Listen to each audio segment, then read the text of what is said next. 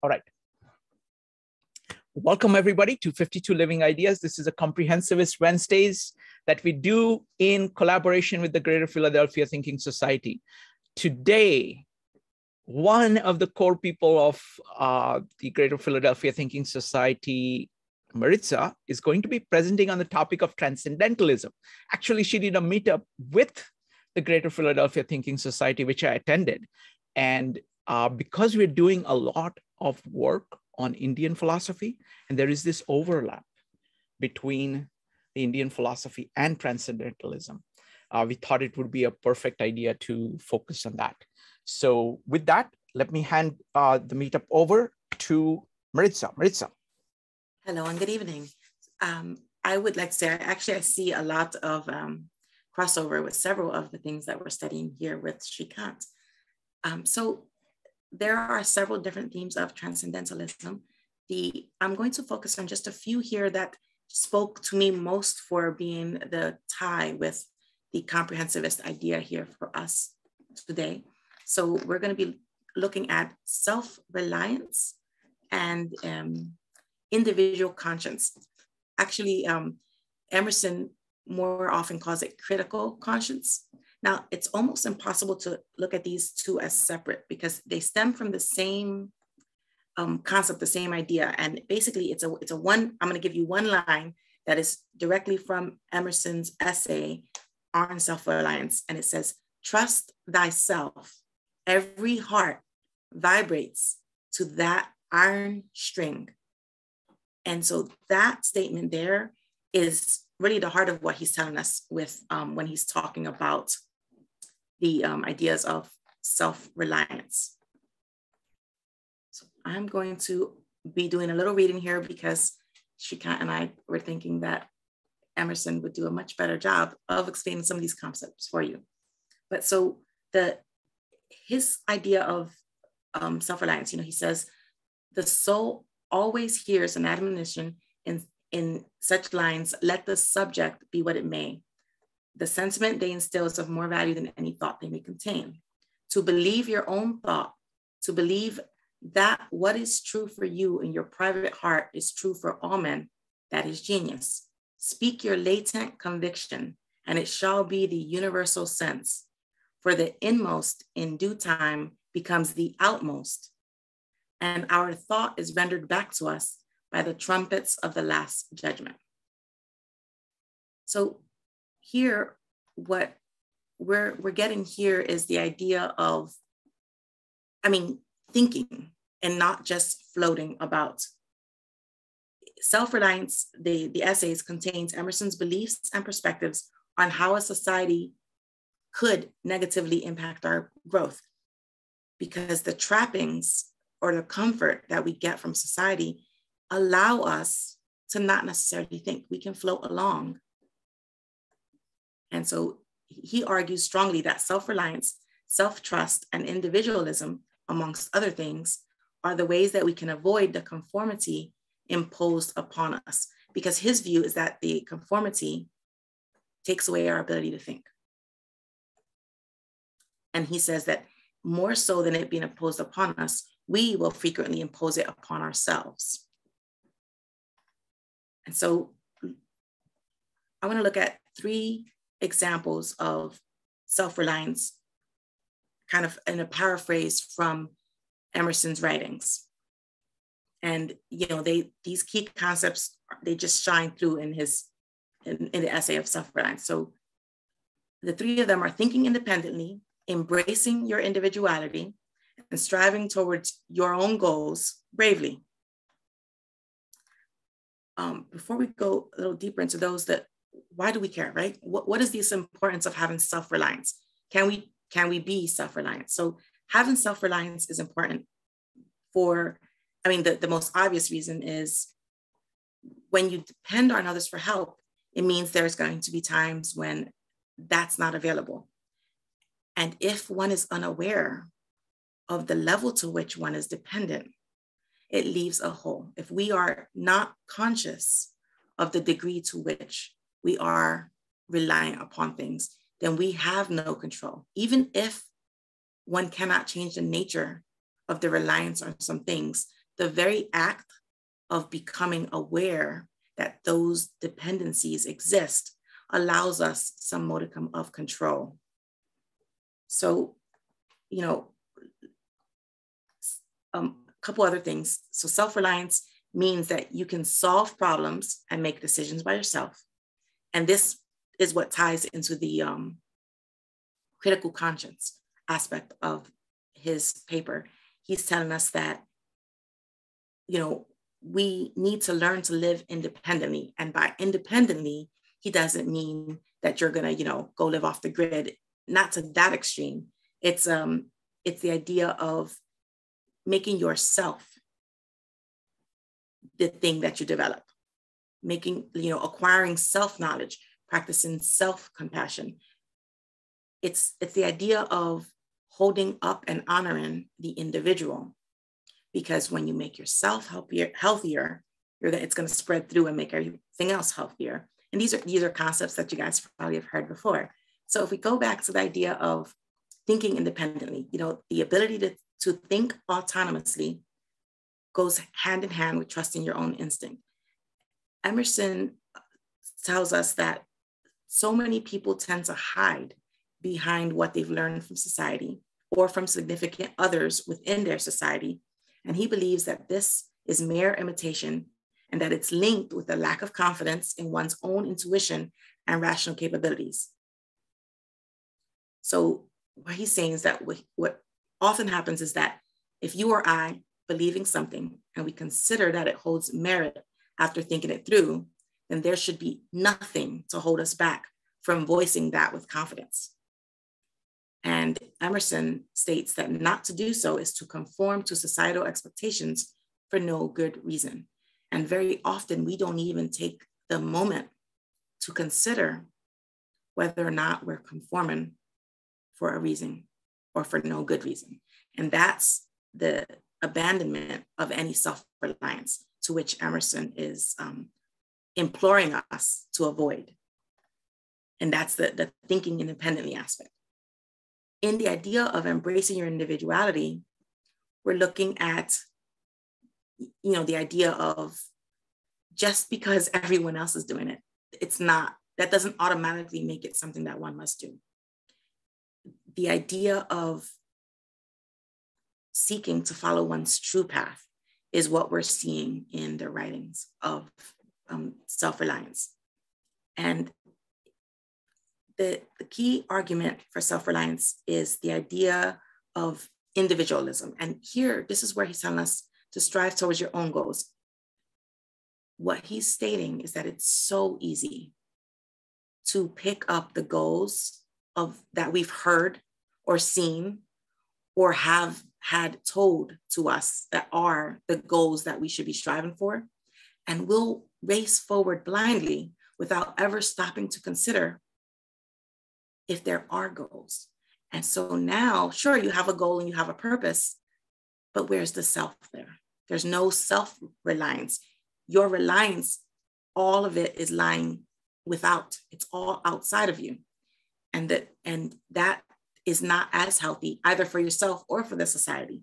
It's much healthier to stop, take a pause, and seek to identify which ones are your own goals.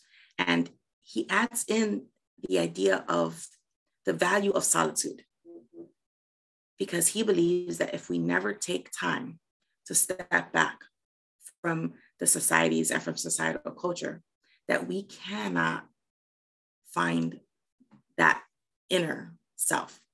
The voice of self-reliance is hidden to us if all we do is wade within the pool of society.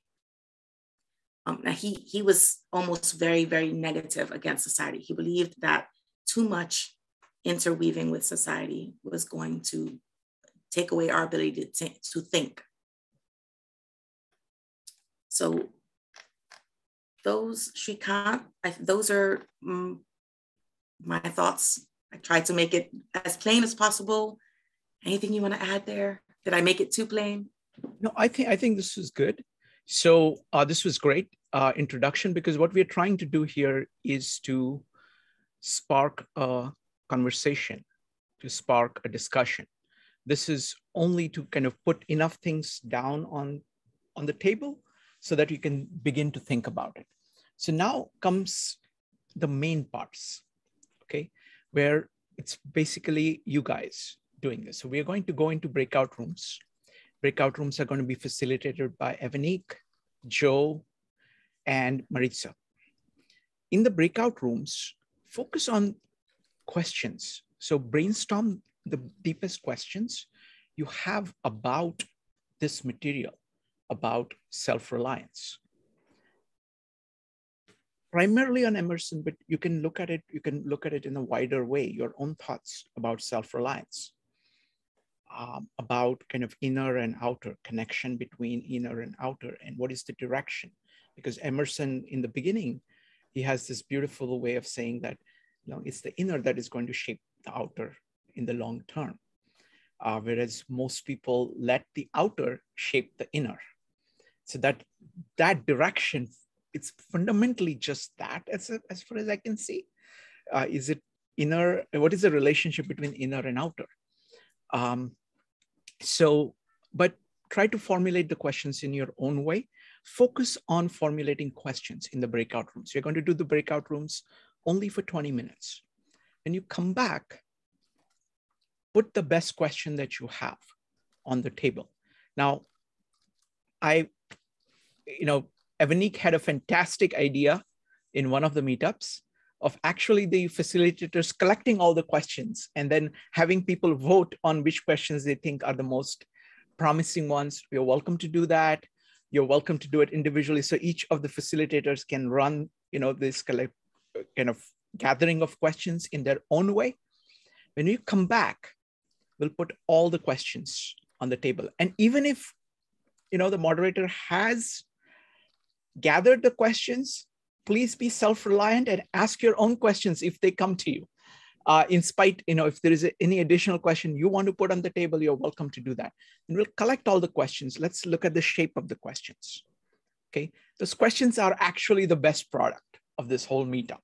Okay, but we're not going to stop there. We're going to go ahead and take the questions one by one, more general questions to more specific questions. So if you want your questions answered, try to make it a little bit more general, that is applicable at a very deep level, but you can put specific questions too. And then we will go through them one by one, and then everybody gets to answer. And there, try to keep your answers brief so that we can go through as many questions as possible and as many answers on each of the questions as possible. All right, so with that, I'm going to start the breakout rooms. Give me just a second here. Some new people, so I'm going to go ahead and assign them and then start the breakout rooms. All right, we'll be back here in 20 minutes. Welcome back, folks. Welcome back. All right, so it's time to go to the next session. Now, this is a tradition that has been started by Evanik. So Evanik, tell us what happened in the breakout rooms. What were the questions like? And then anybody from Evanik's breakout room can elaborate on whatever Evanik says. Evanik, go ahead.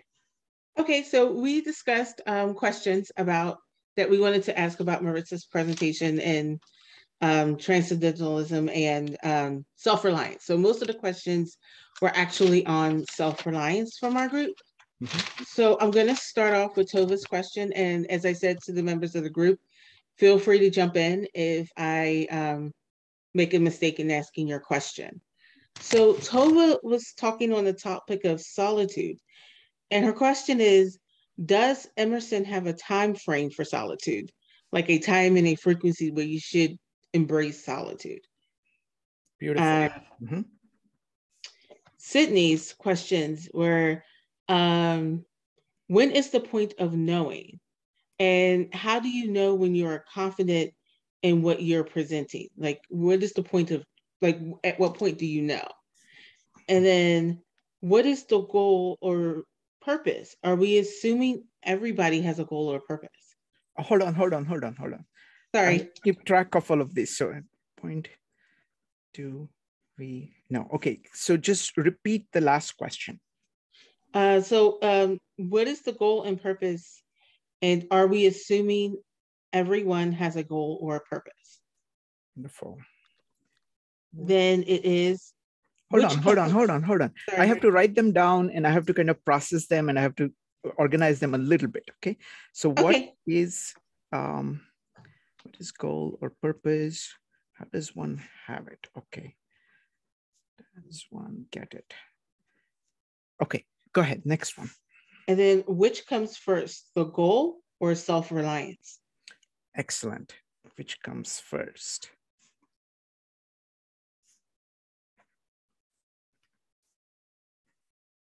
All right. And then from Nader, we have, do you always have to rely on yourself?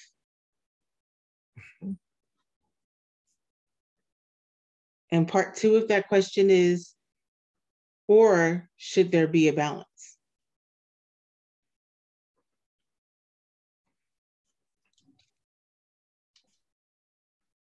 Okay, excellent.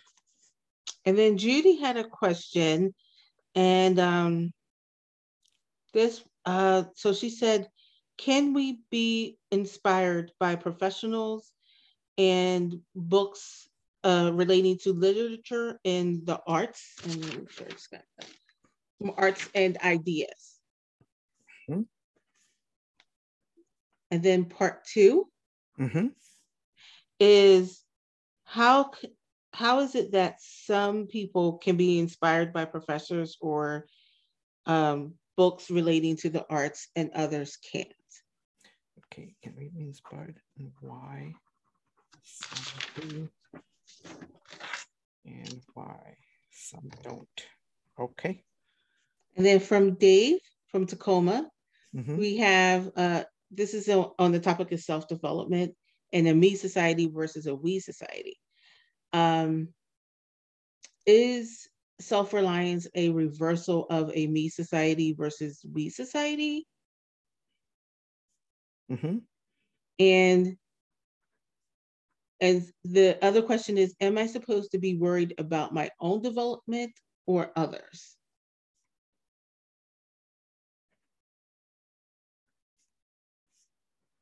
Okay, very good. And the last one is self-reliance. Does that exclude concern about others?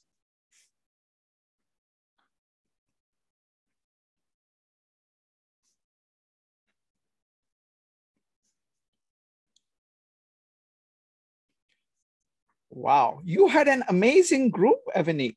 I did. I can't. Hey, it was all them. I just wrote stuff down. Yeah, see, I didn't have to do anything else. Fantastic. They made it very easy for me, so I thank them all. Wonderful. Does anybody from Evanik's group want to put any other question on the table? You're welcome to do that. Go ahead and type an exclamation mark if you want to put a question on that. Laura, were you in Evanik's group? No? Okay, then wait, Laura. Let's first get the overview of all the questions that were there in all the groups. And then I'm going to ask people. So folks, there'll be more questions that will come to your mind when you hear all these questions. Let's hear all the questions that people have thought of. Then if you have more questions, go ahead and type exclamation mark. You can put your additional questions on the table, okay? We're just getting the questions down. And can I request somebody, Joe, would you be able to type up some of these questions? Or is there anybody else? Or Maritza, what about you? Would you be able to? You can do that? Okay. Evanik, if you could type in these questions, I will repeat them to you. So one, I'm putting it in slightly different ways, formulating it in different ways. Actually, you have your own questions, so you can type them up directly. For the other questions, I will go ahead and restate them. Okay. Okay. Just a second. Laura is praising this many times. So Laura, what do you want to say? I just had this idea. Is this not a way for them to sort of diminish the role of religion in their lives? No. Laura, wait for everybody's questions. Oh, I thought you. And let's get everybody's questions first. And then we will go ahead and you can add whatever you want at that point. So next up is Joe. Joe, what happened in your group and what were the questions?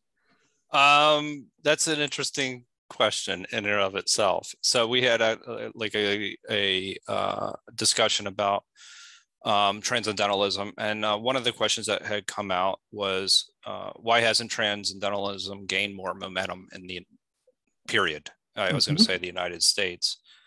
I only really got three clear questions. Actually, I got a couple more I could ask as well, but what our Jody brought up, and feel free to correct me or rephrase, Jody, is that are some of us naturally more inclined to be a transcendentalist than not? Got it. And then I have one that was from Chris, was more about what is the role of the transcendentalists in society? The questions that I actually had as well is that no, not your question, just the group questions for now.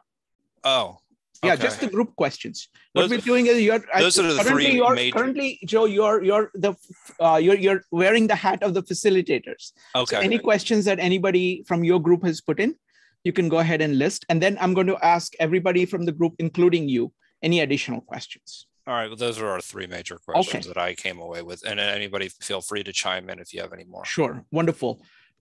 So folks, anybody from Joe's group. So Joe, sorry about the interruption. We'll start with your questions, and then and anybody from Joe's group can go ahead and ask their additional questions. Joe, go ahead. So why is it important to connect with nature? What is the role of nature with the transcendentalists? Like, to kind of express that.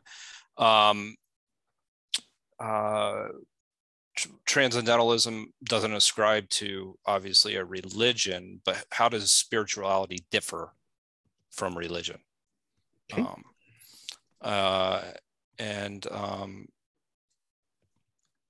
Anyway, those are the two main ones that I actually had. I have a couple, but I'll leave this out. Okay. So let's do one thing. Let's get the questions from Maritza's, and then I'm going to open it up for anybody who wants to add any more questions. Okay. So let's, Maritza, what about you? So your group, yeah. My group kind of, we kind of talked circles and circles around the same topics. So I have extrapolated their thoughts into questions. So to my group, forgive me if you hear these and are like, we didn't say that. My interpretation, correct me if necessary. So the question was, how do we identify the difference between self-centric and self-reliant? Okay.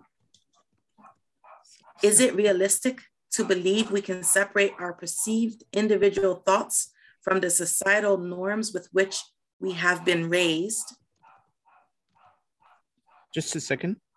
Sorry, there's a loud dog outside. Apologies. You need me to repeat that one, Shrikant? No, that's fine. Okay, got it. Okay, and I have, should we consider the state of our society while practicing this self-reliance? Okay, just a second. State of society.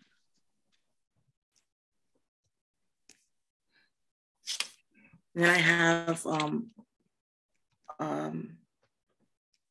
what do we do about delusions of self-reliance? Delusions, okay. And then for the other one, I'm not sure how to form it into a question. It was aversive thinking and the power that holds. Okay. Our ability. I can't figure it out yet either. So if you can think of a way of figuring it out, you can add. Okay. All right. Okay. So that's what I have. Wonderful. Okay. All right. So now, folks, go ahead and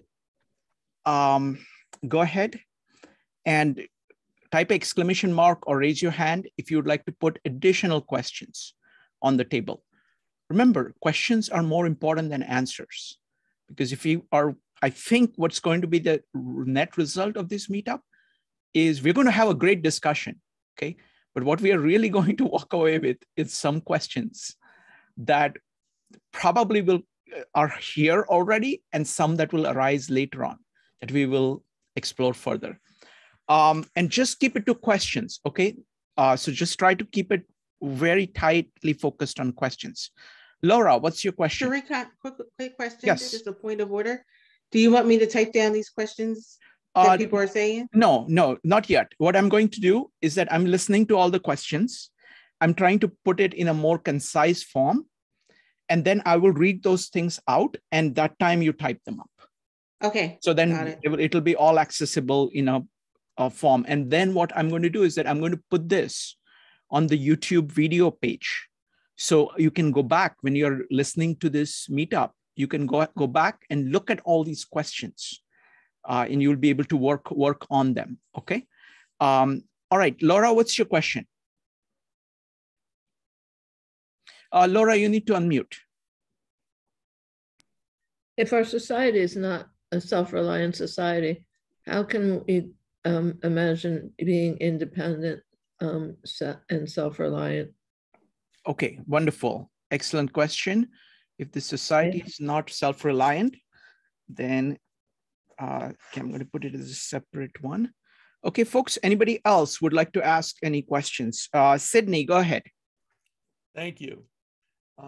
I'm very, as I mentioned, our group, a goal-focused person. So my question is there, excuse me, I'm hearing perspectives of how to approach things from the Emerson point of view. Is there an assumed goal or purpose for either, I think broadly, in one's life?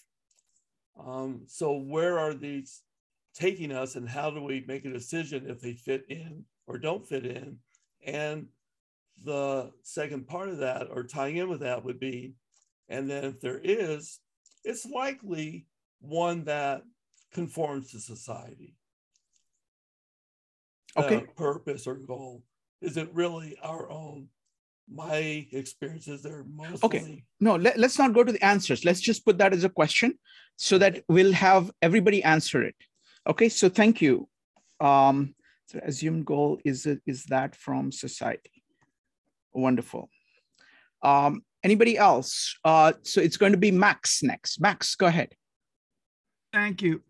Yeah, how does Emerson's view on self-reliance help us with attaining contentment or happiness in life? And how does it, how does it improve our situation if we're independent to a degree where, we're ostracized and we're in a lonely situation or a bad frame of mind because of it? In other words, my view is some conformity is essential. Sure. So let's focus. Excellent question. So let's just focus our attention, tightly on questions. We'll come to answers next. Next up is going to be Nader. Nader. Yes, thank you. I have one more question. Go ahead. Can the society expect us to not be so self-reliant? In other words, can the society demand for us to be reliant on each other? Okay. They're reliant. Okay, excellent. All right. So folks, this is a fantastic group of questions. I just love them. Okay, so I'm going to read out the questions. I think, folks, now use the chat to see all the questions that are there. Joe, you had a question. Go ahead. Yeah, just one question. I would like to pose, what's the value of using your intuition over your rational thinking? Okay, that's a very large question. That's actually was supposed to be a separate topic, but I'm going to keep that aside for now. Okay. Okay, because it adds to a completely new level. I'll put it there, but we'll see if we can get to it. That was one of the 4 topics we decided, okay, well, let's not go in there because this topic itself is going to be very challenging. Thank you. All right. So, Evanik, are your fingers ready? Yes. Okay. So I'm going to try to summarize the questions. Folks, I'm going to do it in my own way as I understand them. So I'm not trying to get your question. This is as I understand the question as put down. And I'm also trying to slightly generalize the question so that it would be of use to more people. That's what I'm trying to do. I may succeed or fail, but that's what I'm trying to do. So we're going to get all the questions down, and then we are going to look at the pattern in that, and we'll go ahead. Next up, so firstly, the thing I found that the series of questions from Joe's room were from a very different kind. The questions, I was like they're very different from the questions that were there in Evanik's room. Evanik's room was about self-reliance, whereas Joe's room was about transcendentalism itself. So those three questions. First, why is transcendentalism not more popular? Okay, so that's the first question. Joe, can you help too? So Evanik, I'll give one question to Evanik and one question to you. So that way we can do kind of multitasking. You can just keep typing in. Okay, so Joe, the question for you: are some people more naturally inclined towards transcendentalism? Okay. Question for Evanik: what is the role of transcendentalist at its best? What is the role of transcendentalism or transcendentalist in a society? Okay. All right. Next question for you, Joe. What is the importance of connecting to nature in transcendentalism? Question for Evanik: what is the difference between spirituality and religion?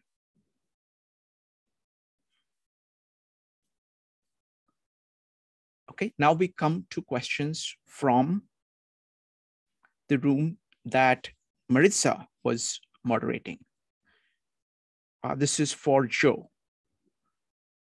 What is the difference between being self-centered or self-centric versus self-reliant?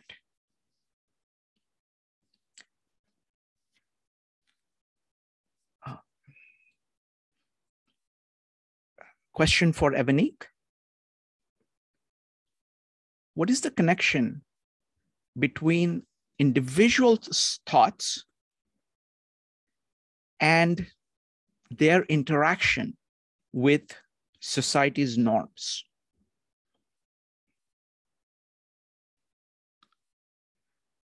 Question for Joe: I'm going to combine it with another question that was asked later. In what kind of a society practicing self-reliance is easy, and in what kind it is hard? Question for Evanik: do people have delusions of self-reliance? Question for Joe: is there an assumed goal behind the transcendentalist thought? And what is the source of that assumed goal? Is that simply society's norms acting at a subconscious level? Could you say that? I'm sorry, could you say it again? Is it Sure. assume? Sure. Is there an assumed goal behind the transcendental thinking about goals? And where does that come from? Does it come from society's norms? Okay. Next up is for Evanik: how do you achieve contentment and happiness by being self-reliant, especially if that leads to you being ostracized by society around you? Can you repeat that one more time? Sure. How do you achieve contentment, and happiness by being self-reliant. Let's put that as a question and just follow-up question there. Does self-reliance result in you being ostracized by society, thus impacting your happiness?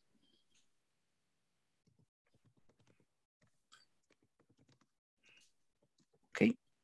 Next question is, do some societies, this is for Joe, do some societies demand that an individual is reliant on others?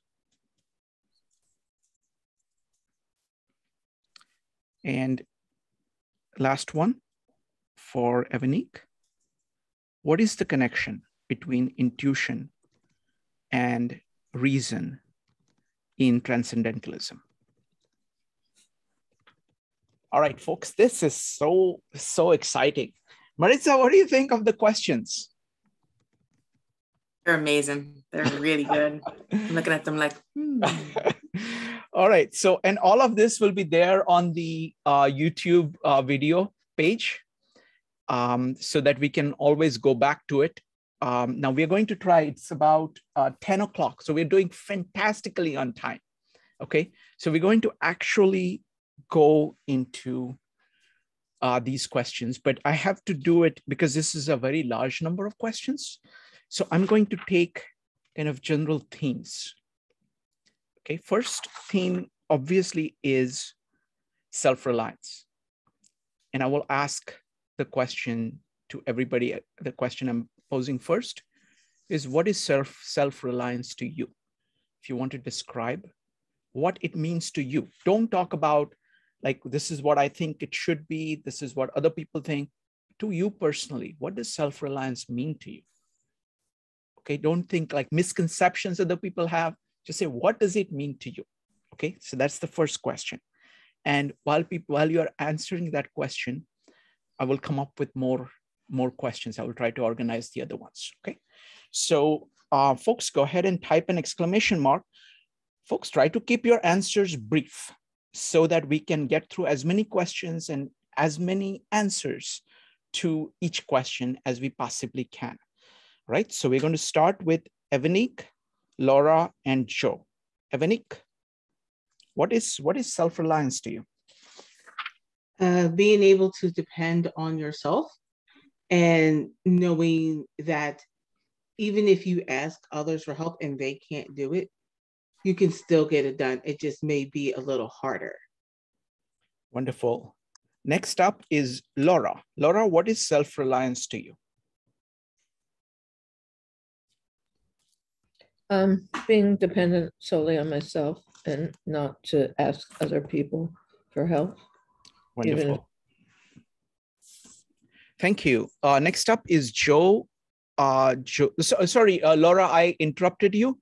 Do you want to say a couple more sentences? I was going to probably say, even if it's at the detriment to myself sometimes. Wonderful. Thank you. Thank you. Next up is going to be Joe, Jyoti, Maritza, and Katie. Joe.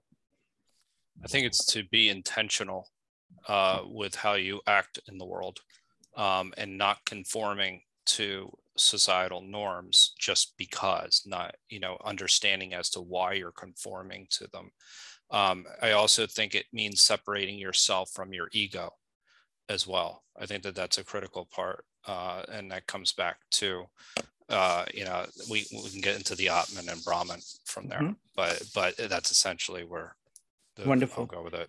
Wonderful. I think this point about Atman and Brahman is a huge point, and that's a topic that I want to explore at some point, of saying, okay, what is the connection between the transcendental ideas here of the self and self-reliance, and to what extent they are based off the Indian ideas, and how are Indian ideas like, what are the Indian ideas like, and what are the transcendental ideas like? So that's one kind of large topic. So right now we're just kind of just dividing into these large topics. Okay, we'll take the large topics first, and then we will go into details. Next up is going to be Jyoti, Maritza, and Katie. Jyoti. Ability to fulfill your own needs. That's self-reliance. Wonderful. Next up is Maritza. An awareness of our inner I and the ability to take that momentary pause and think. Wonderful. Next up is Katie. Yeah, I used to really struggle with self-reliance. I remember someone correcting me, and he'd always say, someone else. Why someone else? Why not you? And then, yeah, that's also giving yourself self-soothing, and everything you need is inside of you. Wonderful. Next up is Judy. It's a philosophy of life, but not a religion for me. It's one of my basic values that I follow and that I have been following for years. Wonderful. Next up is Johnny. Understanding that you are your own protagonist and that you have complete control over outcomes regardless of your circumstances, and not blaming your circumstances for impacting or creating your reality. Wonderful. Excellent. So what I'm going to do is that I'm going to take a line and deal with kind of the major themes as I understand it. So these are the amazing questions that are there. And it's like, candy store for me. Okay. And I'm trying to take paths through it, which try to capture kind of large sections of the candy as I possibly can. Okay. As we go along. Sydney, what is self-reliance to you? First, for clarification, since this process is new, as you identify people, are we supposed to raise our hands when we want to tell you, or you're just picking people? No, what you do is that our format is very simple. What we do is we've got 4 rules. Number 1, when you want to speak, you either raise your hand in Zoom or type exclamation mark. Excellent, thank you. Rule number 2 is keep on topic. So at any point of time, there is only one question on the table. Like right now it is, what is self-reliance? Number 3, you be brief so that you can hear many people talking about it. And number 4, feel free to disagree with anything anybody says and do so courteously. That's it. Okay, thank you. So I'd like to keep my hand up to answer it then. Go ahead. Thank you. So for me, the preface or precursor is knowing what the objective is, purpose, what is it that needs to be achieved. And then the self-reliance is being aware of what resources are available to achieve that, and using wisdom to know how and when to use them. Wonderful. Thank you. Thank you, Sydney. Next up, I'm going to take the question. Oh, okay, wait a minute. Max, what is self-reliance to you? Very quickly, carrying your own weight, doing your share. Wonderful. Thank you. Thank you, Max. All right. Next, I'm going to take the question, which is the most controversial question that comes up whenever people start talking about self-reliance. The question is, self-reliance as Emerson conceives it, or as you conceive it, is that against other people? What is the relationship between self-reliance and a win-win relationship between others? Is it you versus other people, you with other people, you with other people under certain circumstances, you against other people in certain circumstances? What is the relationship between self-reliance and achieving a good community or good social relations with others? We'll start with Maritza, followed by Abraham and Sydney. Maritza. Shrikant, I'm going to bring up the example I gave on Saturday. Let me do one thing. I'm going to make an exception here. This is a topic that Maritza talks about all the time. So Maritza, I'll give you 2 minutes to talk about this. So I am a broken record. So I will give you guys an example that came up in a earlier discussion. If one is on a plane and we lose cabin pressure, the oxygen mask drops down. At the very beginning of the plane, when they're talking us through the safety procedures and what to do, in the event of lost cabin pressure, the mask comes down. What they tell you is if you're traveling with small children, first secure your own mask, make sure it's securely fastened, and then fix the mask to your child. That's what I view as being the relationship between self-reliance and society. We cannot do any good to our society, our culture, our community, unless we shore up and strengthen and identify some type of a core that is self-reliance. If you cannot see and find your own inner thoughts, how can you possibly bring anything to the table that will make your society healthier, better, or productive? That's my view. And I really believe that the path towards a healthier society and culture is by strengthening the I. Get a firm grasp. Make sure it's your thought, and then go forth and spill it. We cannot make anyone change. You have to start here. It must. And from within, without will flow. And I believe that with every fiber of my being. So I do sound a little bit broken record occasionally, but I know I hear a lot of dissenters, there's a very strong belief that in cultures where the individual is very hyper-focused, that the only path towards improvement is to ignore the individual. And now everything's going to get better. I really think that's a lost path. If you don't seek to be self-reliant, you have a ton of people just floating. If everyone is floating along, how can you create anything that's going to be elevated?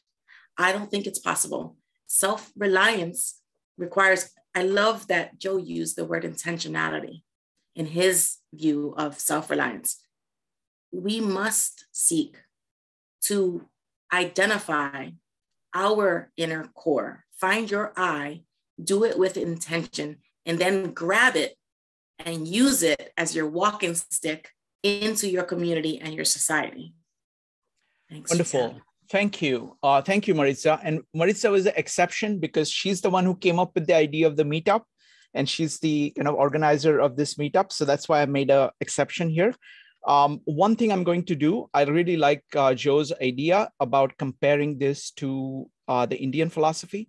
So at the end of this, after we're done with these questions, I'm going to quickly list how Bhagavad-Gita answers all these questions. What is self-reliance? What is the relationship between self-reliance and interaction with others? So all the questions that we come up with, I'm going to talk about how Bhagavad-Gita and deals with it, and then open it up for any comments. So that will be the end section. That's how we'll end this, because then we'll be able to see the actual relationship between transcendentalists and the Indian philosophy in a much more richer way. Don't know, it's going to be a challenging thing to pull it off, but let's try. So next up, so now folks, keep your answers short so that we can go through as much as possible. We're going to start with Abraham, Sydney, Max, and Joe. Abraham. The ideally self-reliance would benefit individual and the community as a whole. But if I can give you real life example of the opposite extreme, which is North Korea. So when I hear about North Korea, what their propaganda, there are two things pop up. First one is creating paradise on the North Korea. Second one they say is self-reliance.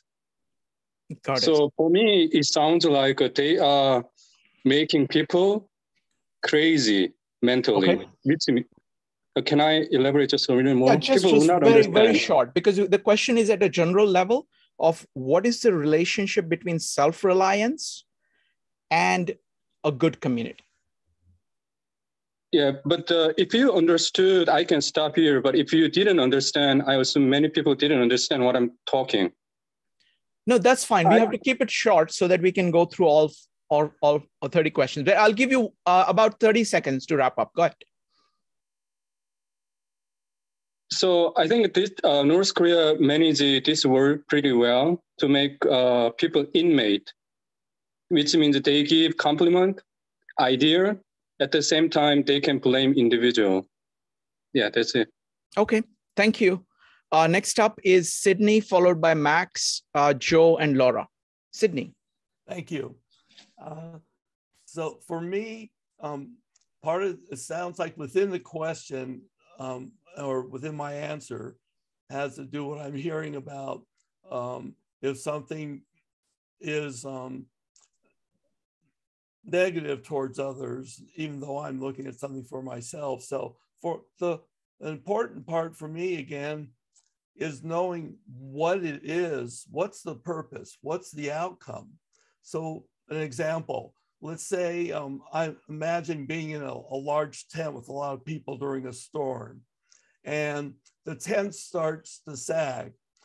If the purpose is to reinforce the tent to protect all of us, then pretty much whatever needs to be done, regardless if it might hurt people's feelings or not, should be done, like if I didn't ask a certain person. However, if the objective is team building, then it's going to be a different approach, because we might actually have some of the tent fall on us, but the idea was to learn how to work together. Got it. And then just finally, as follow-up to Maritza's, during our group, I was also thinking about and I think about this often, of the breathing apparatus coming down from an airplane, which is the concept in counseling and that sort of thing, that we can't really help someone else if we're not strong enough ourselves. But think of this also. What if your mask doesn't come down? Will you not ask your neighbor to help you pull it down? So there are obviously times where we need others to help us to be self-reliant. Thank you. Thank you. Next up is Max, followed by Joe and Laura. Max. Thank you. Yeah, I mean, there's only so much psychic and physical energy to go around. So we don't take care of ourselves. You know, we're basically encroaching on other people's development. And, you know, that's the main thing, you know, in a family situation, anyway, that's my statement. Wonderful. Wonderful. That's a very interesting idea of kind of thinking about it in terms of energy. That's excellent. Next up is going to be Joe, followed by Laura. Joe. I look at this as being, from this question in particular, as being self-aware more than anything else, is seeing how you fit into society. Like, I think that's the most important thing, is understanding yourself. And that allows you to interact with others in an authentic way. It's kind of like authentic relating from, Carl Rogers' perspective. So I think that there's kind of this, I don't necessarily see the individual. I see them as working together as well. I don't see them at odds with one another. In other words, you can actually, by helping someone else, you're helping yourself. If you get outside yourself, you're often getting feedback about yourself. So this is not necessarily it's either or, it's a both and. And so I think that that's where the false narrative is in that process. Thank you. Next up is Laura. Laura, what do you think about the relationship between self-reliance and community? Okay, well, I think I want to just go back to the point of the kind of self-reliance issue, because I think there's the reliance on God to guide you, to help you, to provide support for you. And then there's the self-reliance of you providing it for yourself. And I think there's those two elements. And I think in the time when Emerson was developing this, we were still focused very heavily on God providing relationship, more so than perhaps today. And I think the idea of individualism today is probably more important than it was then. And I just think we have to keep that in mind as we think about this all the time. Wonderful. Thank you. Thank you, Laura. I just wanted to point out that the conception of God that is there in India, reliance on God and reliance on yourself is one and the same thing, because you're saying that the God is in you. You are, the core of you is divine, and that's what you're relying on. So it's one and the same thing. So it's a very different perspective than other perspectives.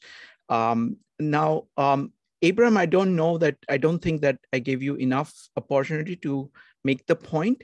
I know it's a political point. We try to avoid political points, but you're welcome to take one more minute to elaborate on what you were saying about North Korea.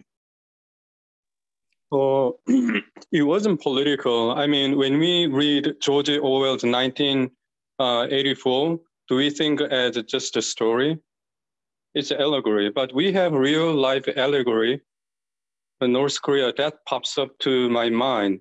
They really emphasize self-reliance, that they can extract their labor force, like 24 hours a day, extreme version.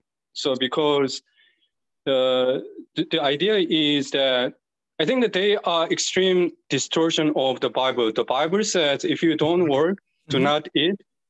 But I think this communist... Okay, I think I understand what you're saying. Let me repeat it and tell me if it is what you're saying. What you're saying is that it is a society which uses a delusional concept of self-reliance to get people to do whatever it is that the people who are controlling the society want. Is that what you're saying?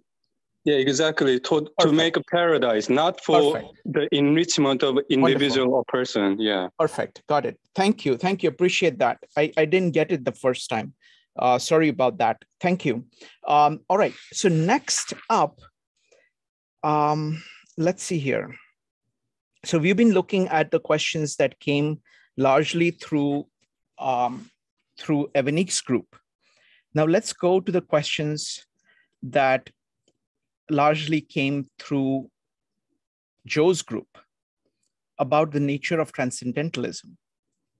So there are 3 questions, and you can deal with all of them together. Like what is transcendentalism? And or more importantly, why has transcendentalism not caught on more? Why is it not popular? Second, is that are some people more naturally inclined to transcendentalism? And at its best, if transcendentalism were to impact society, what would it do to society? So looking at transcendentalism as a whole. So any comments about that? Go ahead and type exclamation mark if you would like to answer any of them. Why, are some people more naturally inclined towards transcendentalism? At its best, what role does it play in society? What kind of society you would have if it is based on transcendental thought? And why is it that transcendentalism hasn't caught on? So let's start with Jyoti, followed by Joe. Jyoti. I think it is partly culture-based. In some cultures, there's a lot of emphasis on spirituality and getting in touch with self through divinity, and use intuition to move forward. So that's the question, why some people are more inclined to be transcendental. And what was the second one, that why the community? Yes, what would happen if transcendentalism is prevalent in the society? What would that society look like? I think the society will be very peaceful, and they will be self-reliant, yet very contributing for each other. And they will be, it's not possible to bring the same vibes and same tempo in the whole society. However, the society will be thinking on more or less the same lines, and that will make the society very cooperative. Wonderful. Thank you. Next up is going to be Joe, JJ, Maritza, Sydney, and Max. Joe. I'll be brief. The reason why I think that it really hasn't had as much traction is for two reasons. I think traditional religion, it's up against traditional religions. That's one. But number two, I also think that it takes a lot of deep work and a lot of introspection. And I don't think necessarily a lot of people gravitate towards that naturally. Some people do, as Jody had mentioned, but not all. And I think that so that people then tend to accept social norms, and they don't necessarily like to deal with uncertainty as well. Of being their own person and actually being out on their own. So I think that there's a lot of reasons as to why it maybe didn't gain the traction that Wonderful. We thought. Wonderful. I'm really looking forward to discussing all these questions with reference to Hinduism, because it's going to be very interesting. It's a different society, and you would see the kind of parallels, what went well, how that idea moved in that culture versus this culture. So next up is going to be JJ. Yeah, hi. Well, I see that the movement of transcendentalism basically was a door. It was a pivot. It was a pivoting point in the intellectual and spiritual, artistic, philosophical pursuit here in the U.S. Up until that point, you had people coming in from Europe, mainly Protestants, Catholics, Christians, Anglicans. They were escaping persecution, and they were setting up churches here. They were fighting Native Americans, and that was seen as very otherworldly, pagan. There's a huge separation, and so the mind, the heart, the soul was very circumscribed to certain ideas about God, how to find truth and things like that. So parish life was very strong, and so people had a lot of support from churches, and the government itself was very connected to churches as well. Even people who were deists would go to church, like George Washington was a deist, but he would go to church, Christian church. So basically, at one point, people started seeing that, okay, people that were seekers that wanted to find truth were saying, okay, well, people believe the way they do because they're attached to these churches, they have all the support, and so of course they have to go along with his ideas, and if they go along with his ideas, then they're accepted in society, and so on. Thank you. So this self-reliance, it's not just a physical kind of thing, self-reliance that live off the land and stuff like that, but is the idea that if you don't depend on the state or the church for social means, food, whatever, connections, then you can actually, through contemplation, through meditation, through your own intuition, you can apprehend certain truth that might be at a higher order than what the churches are telling you. So I think that was part of the idea. Now, thank you. Yeah. JJ, you can wrap it up in about maybe 45 seconds, so 30 to 45 seconds, please. Go ahead. Okay, well, connecting it to the kind of the questions is that the transcendental movement, the way I see it is that it has kind of mutated. It's always been there. For example, the beat movement, they wouldn't have been. That was it was like a revival of that impulse of the transcendentalist, but it had a different name. Now it was the beat movement in the 50s, and then it had a different kind of revival. It became the hippie movement, and they incorporated drugs, and then the difference was that they did incorporate they ventured into Native American spirituality and belief systems and traditions, and so they experimented with that as the beginners were doing this with Hinduism, and also with Hebrew mysticism, but mainly, into separation was the Hinduism, because the Hebrew was kind of aligned with. Got it. Thank you, JJ. This is great points that you brought up, because you've the reason I allowed for an extended comment here is that you are actually bringing up like the lay of the land of how ideas actually transmit, and what kind of it's like the ideas are like living things, and they go through a culture. That culture has certain ideas, which makes certain ideas easy to transmit, certain hard to transmit, and they go through these various iterations, and they keep growing, and they kind of come back in different forms. So it was wonderful to do that. Next up is going to be Maritza. Maritza, go ahead. I'm gonna go rogue for 2 seconds, Shrikant, yes, because JJ's chatter and then what you just said made me think of, so we are actually tomorrow discussing mimetic like cultural evolutions and how they've affected us, our concept of the evolving self. So we're going into that concept tomorrow. The word mimetic is what they use, or memes is what they're using for exactly what JJ was just describing. Sorry. Wonderful. So folks, this is going to be the meetup at 7 p.m. Eastern time, tomorrow, Thursday. This is this is Csikszentmihalyi Csikszentmihalyi's book, Evolution of the Self. So it's pretty incredible. So check it out if you can. Go ahead, Maritza. So sorry about that. It was just fascinating to me that that's exactly the chapter we're on now. And my thinking is I actually would counterpoint. I don't think it's true that the transcendentalist movement hasn't caught on.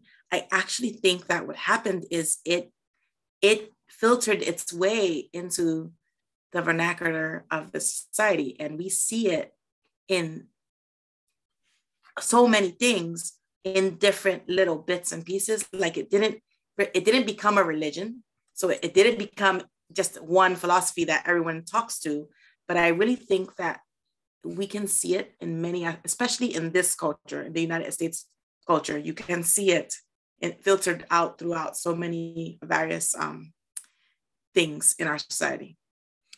Wonderful, thank you. Next up is going to be Sydney. Sydney, what do you think about this? Well, when you ask the question, I envision a small group of babies, newborns, and around the aspect of inclination, how or why would someone be inclined? So my approach is going to be rather Socratic. It's a question to answer the question. So if there's this group of newborns, how and why would they be drawn to this? And when would that happen? Excellent, excellent. We'll deal with this. That's an excellent way of putting it. Next up is Max.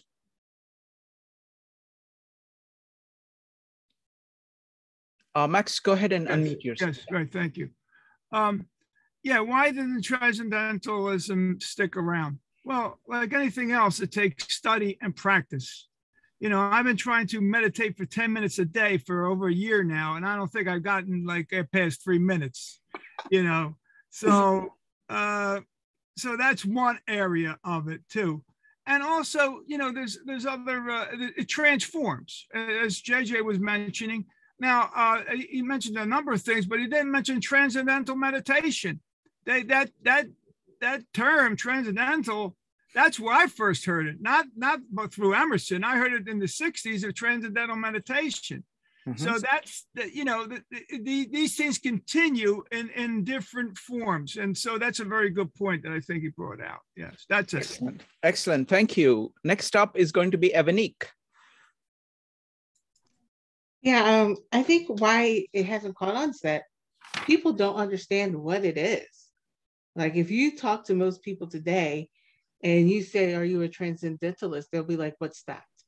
So I don't think they know what it is, and I don't think they know what it's about. I think when it comes to being reliant on oneself, I'm going to be a little bit of a skeptic here.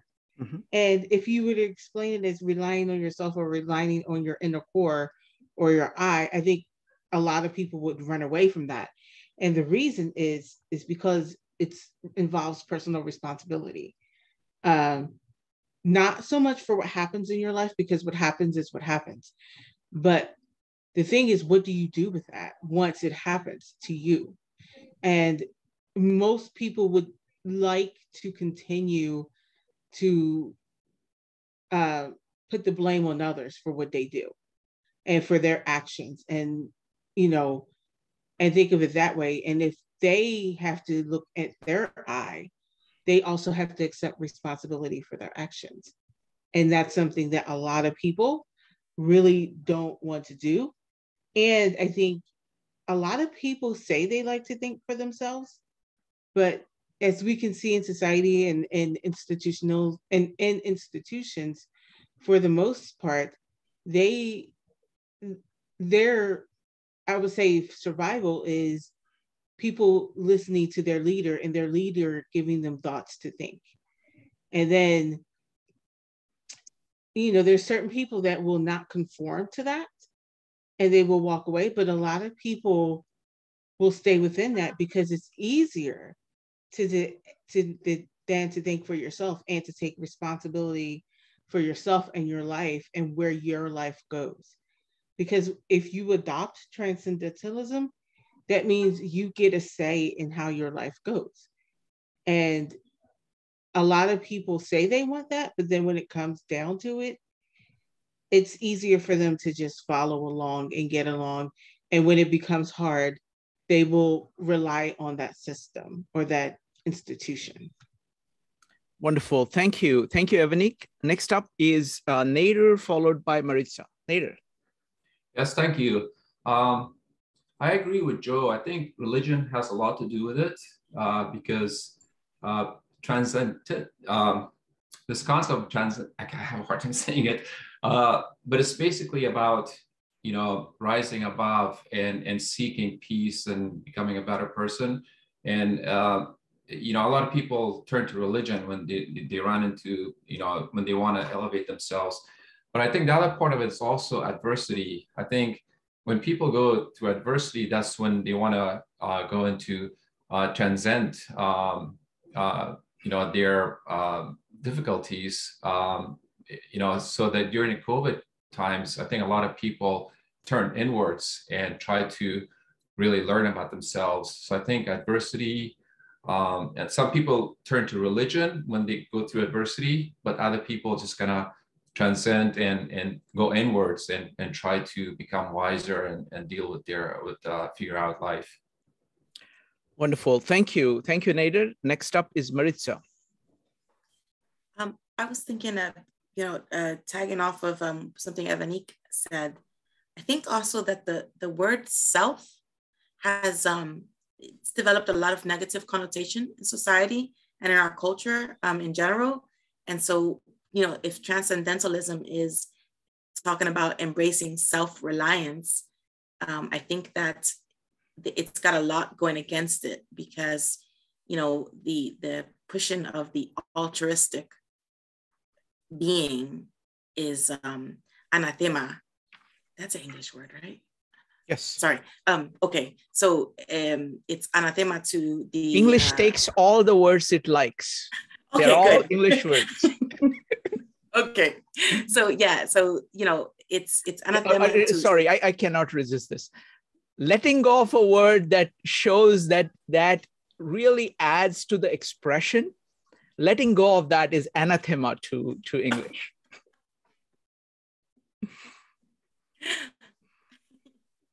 Yes. So I feel that in so many of the religions and the cultures that are most popular today, even across various different, geography locations, they are calling for everyone to embrace this concepts of altruism. And that is anathema to concepts of embracing and upholding anything to do with the self. And so unfortunately, the word itself gets sullied. So any concept that includes a uplifting or a very positive view of the self, or looking too much at the self, it tends to be shied away from because it's considered not popular and going against society. Excellent. So we're going to take one last question, and then we are going to look at all the questions that we have so far and look at how the Bhagavad-Gita or the Indian thought approaches the same questions, and then compare it to how Transcendentalism approaches it, and compare it to what are the common ways of approaching it today. So we're going to compare it to three. So it's like the Indian culture.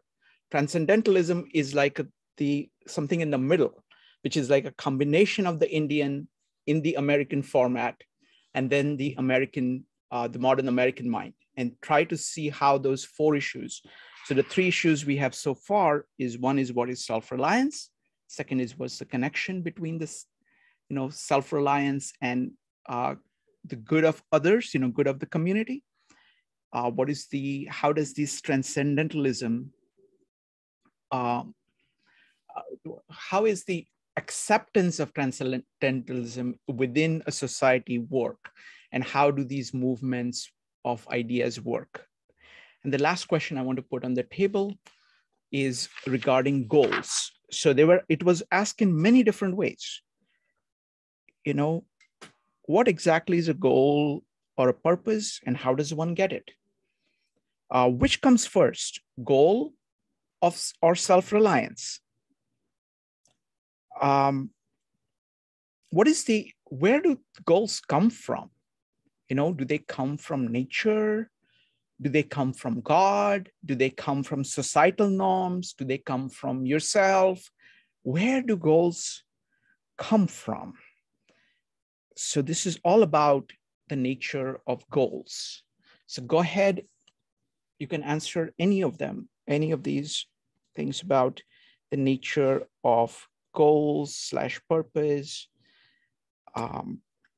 and self-reliance, all the themes that we're talking about. We're going to start with Max. Max, go ahead. Yeah, okay, thanks a lot. Yeah, a lot of this stuff, as far as I see, has to be taken in context of the situation. You develop goals, and you're not going to be a goal. You're not going to want to be a goalie or a hockey team if you weren't exposed to it. So the goals have to be taken in context of the situation.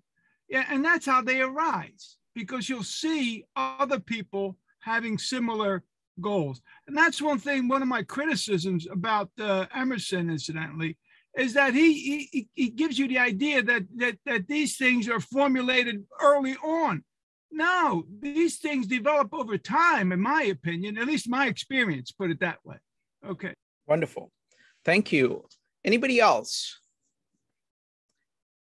We're going to start with the next up is going to be Sydney. Sydney, where do goals come from? It's going to be very challenging for me to do this short. You got 2 minutes. How about I give you 2 minutes? You can use 2 minutes. Go ahead. I can do it in less, actually, but since I've been creating this course and studying this, but actually that means I should be able to be more concise.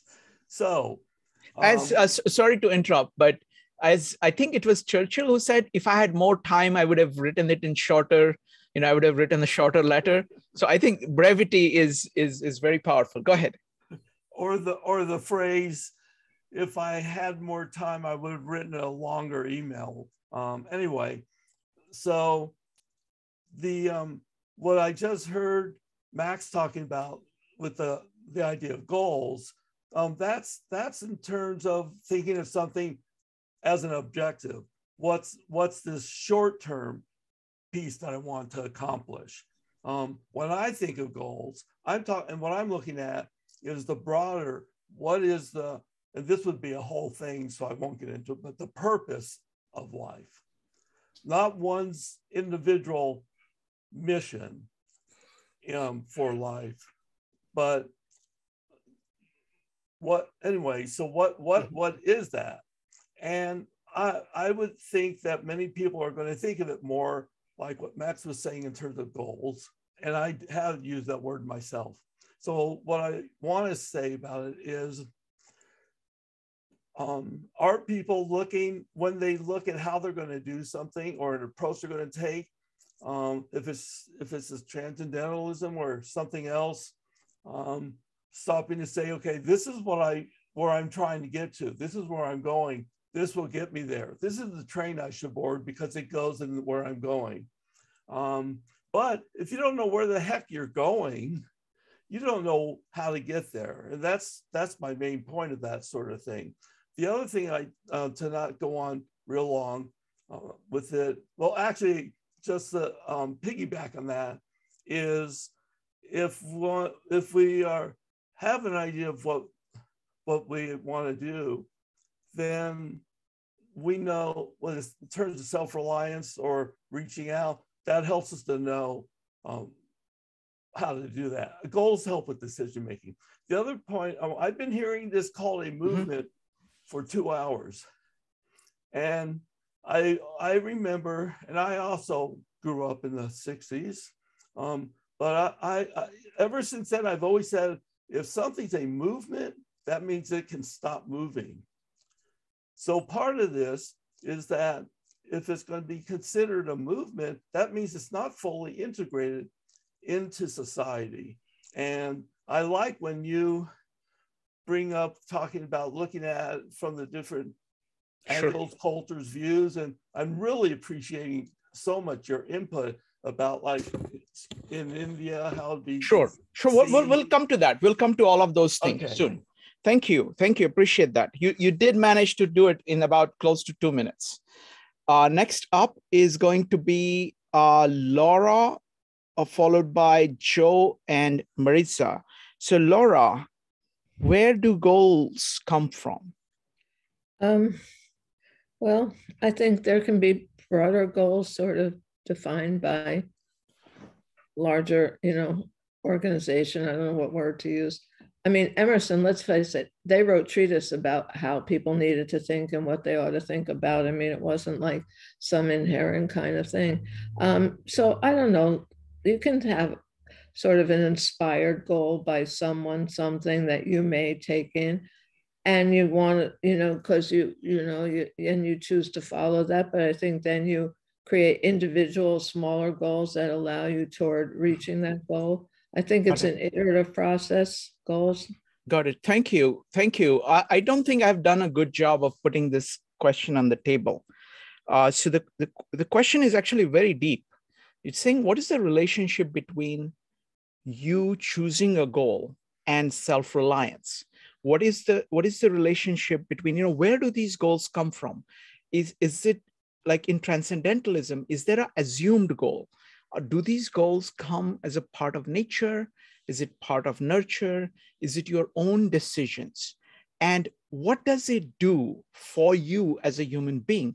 We're not looking at kind of small decisions that you make, but we're talking about kind of fundamental goals that shape your life. Go ahead, Laura. You need to unmute. Go ahead.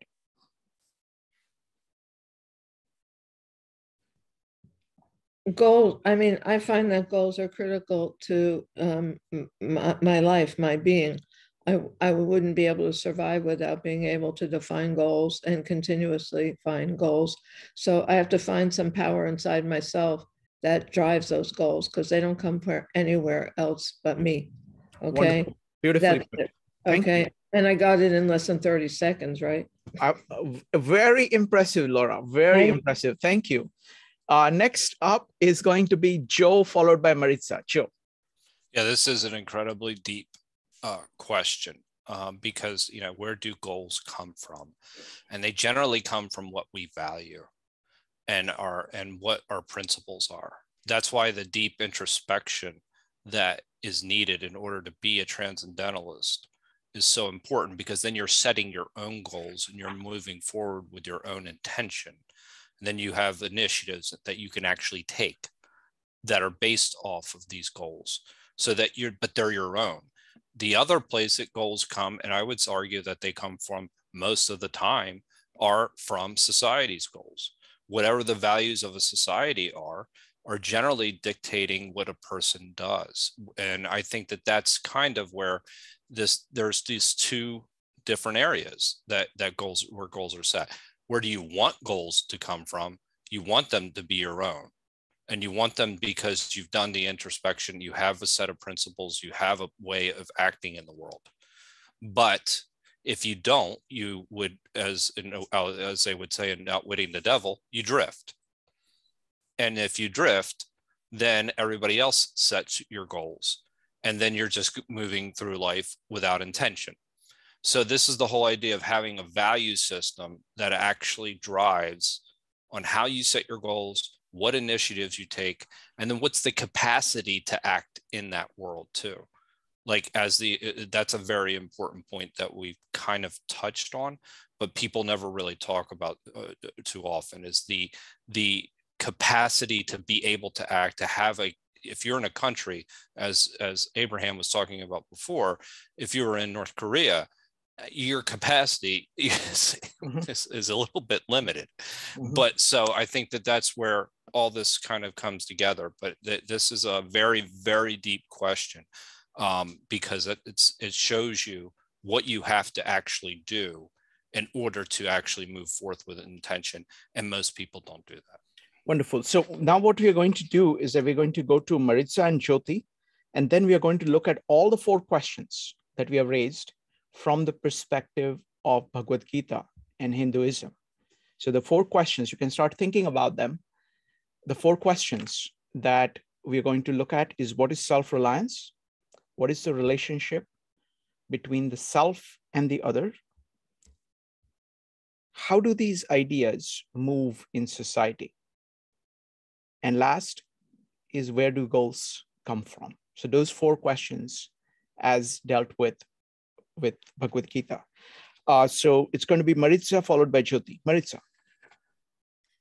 So, okay, I have lots of thoughts on this. First, I would like to say that, so I view it as we make goals all the time, every day, little day, my goal to, leave work on time. Those are everyday smaller goals.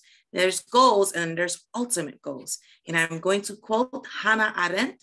And so Hannah Arendt tells us ultimate goals must accommodate the issue of mortality.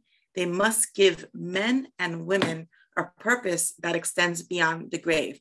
So when asking the question, what is a goal? How does one set a goal? Actually, what you're seeking is to cultivate purpose. It's not about the goal. So, tongue in cheek a little bit, in the very end of our discourse and discussion on concepts of flow, I told people life goals are irrelevant. So set a life goal. So the meaning of life is progress, and that's done by continually bordering the line of the known with the unknown, shaping your abilities and improving them over time. So you can create your own meaning of life, right? Your own forward movement. And this is, to do so, you simply have to set an ultimate goal for your life. It doesn't matter what that ultimate goal is, as long as it keeps getting you into a place where you can move forward. So that's, that's kind of how I would view the idea of a goal. The goal itself is not important. Setting something is important because you must have something for which to strive toward. But what you're ultimately seeking is a purpose. Thanks. Reminds me of the poem Ithaca that was read recently. I think it was this Monday. Wonderful.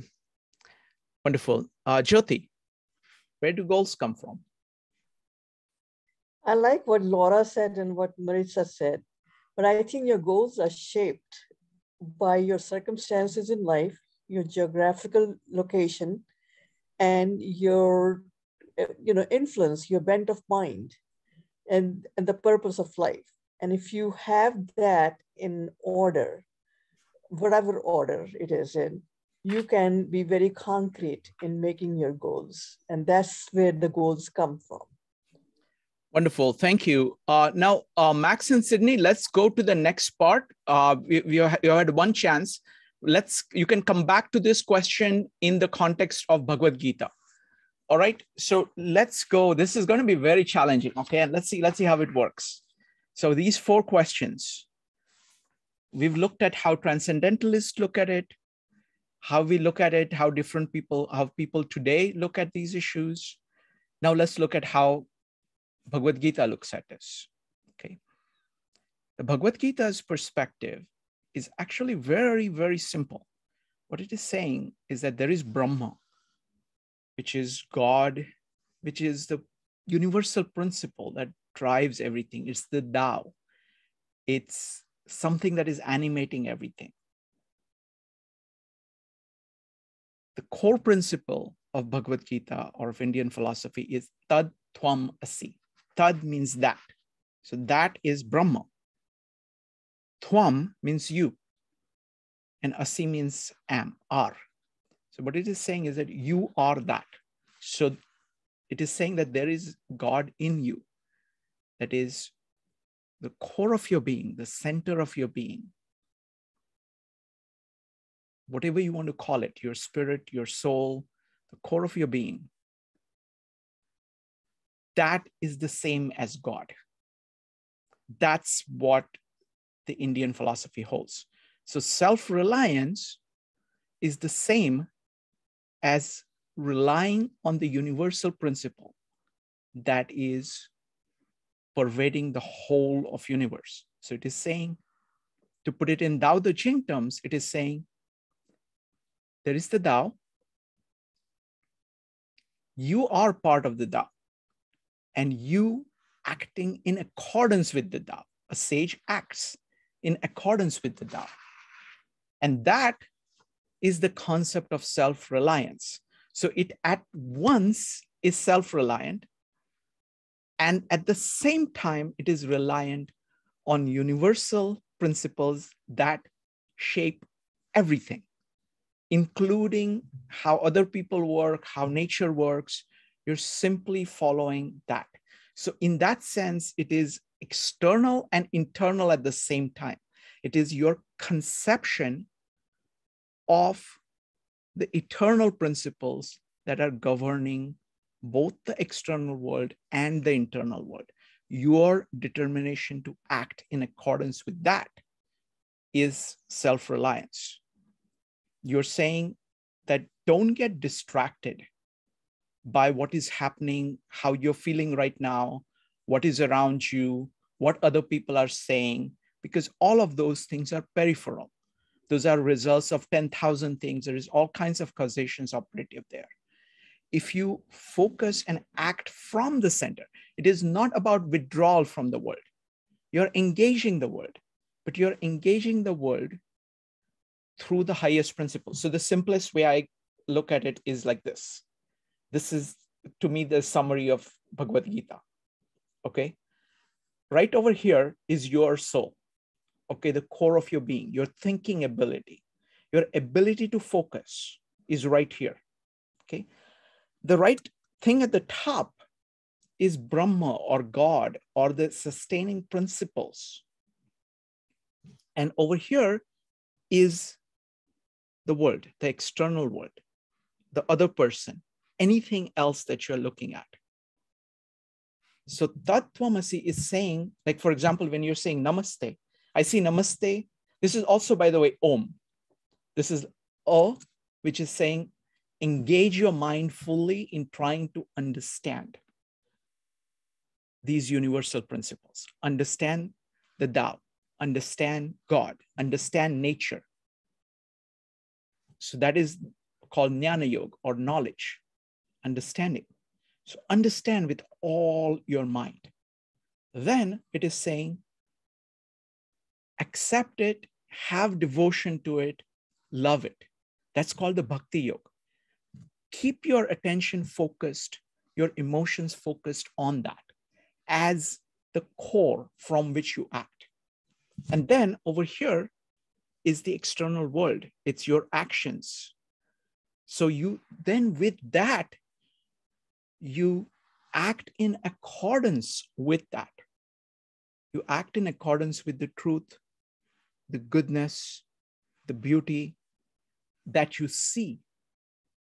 It is this is the internal axis and this is the external axis. So it is a union of inner and outer. And you do that by saying Om, and you keep on doing this loop. You say this Om. Let me do one thing. I will, folks, I'm going to make my comments and then I'm going to open it up for questions, okay? Because I want to run through all these 4 questions and then I'm going to open it up. Please use pen and paper to keep track of all your thoughts. We'll have plenty of time for that. Okay, so that's what it is. So it's the way in which you engage this is that you engage it as a cycle. So you say that I am going to understand whatever I'm dealing with right now. I'm going to love it and I'm going to do all the actions that are needed. And so that is what it means to say Om. And then you breathe in. That means you observe what feedback the world is giving you. You're open to that. And you use that in order to seek better. So it is one of continuous work while being focused on the Brahma. Okay, so that is the concept of self-reliance. Now, where does self and others come in? Self is here, the other is here. And the thing up here is the universal principles that unites both. So it is your love of yourself and love of others, because when you're saying namaste, you're saying the God in me greets the God in you. So there, immediately you're focused on the center of the other person and you are acting and reacting and working with that core. And that core is the same as the universal principle. So you're saying, I will act according to that. So you're seeing those things in other people. So the more you're focused on the Brahma, the stronger you are in your Atma. The more you're focused like that, the more you are actually aware of the Atma of other people. And you are so by becoming more self-reliant, you are actually becoming more beneficent to other people. You're doing, because you're acting in accordance with nature, or with truth, and you're full of love for yourself and for the existence itself and community. And it's all win-win that you're focused on. So that's about the second one. The third one, the thing is that this entire way of thinking is highly intuitive, which is what is there that permeates all of Transcendentalism. It's also heavily inner. So you have to say yes to God. You have to say yes to Brahma from the core of your being. And that allows you to interact well with people. So it's an inside out process. Lot of the modern West is focused outside in. So it is focused on the outside first. So it's the progression, whether it is inside out or outside.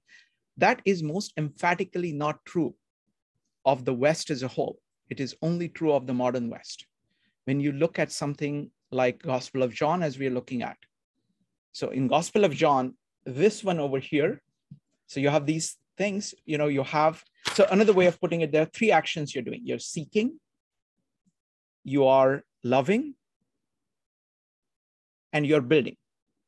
So Gospel of John would be, you seek the word. You use the word to understand what is going on. You have this love in you, which is called the Holy Spirit. And what you're aiming at, right in the middle, the core that you're aiming at is God the Father, whom you cannot directly access, just like you cannot directly access the Tao. And what you're doing in the world is that you're building a community. You're building the church. You're building, the city of God. You're making the world in image of what you see as what it should be. Okay, so that is very much consistent with what I've said about Gita. But modern world does not think like that. It thinks outside in. It starts with the outside and then tries to get inward. It can't be done. Whereas another way of looking at it is that this is an Aristotelian way of thinking about it. It's a union of outside and inside. The universal principle is the principle of the outside world as grasped by the inside. So it is both the consciousness and existence coming together that is shaping both the inside and the outside. It's very different from modern way of thinking. So that's on the movement. So the extent to which the movement takes off is only to the extent to which people are Aristotelian. People are intuitive. They're able to, connect to things inside. Most of the modern West is focused on the outside.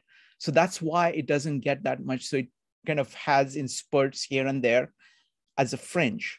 It is growing. It is growing now as the connection between India and America is transforming America, just like connection between India and America is transforming India. So we are in a place where this progression is actually taking place now. Last question about the goal. The way in which Bhagavad-Gita talks about the goal, it is about devotion. It is about focus on the center. You're saying, this is what the most important thing is. I want to be virtuous. I want to act according to truth.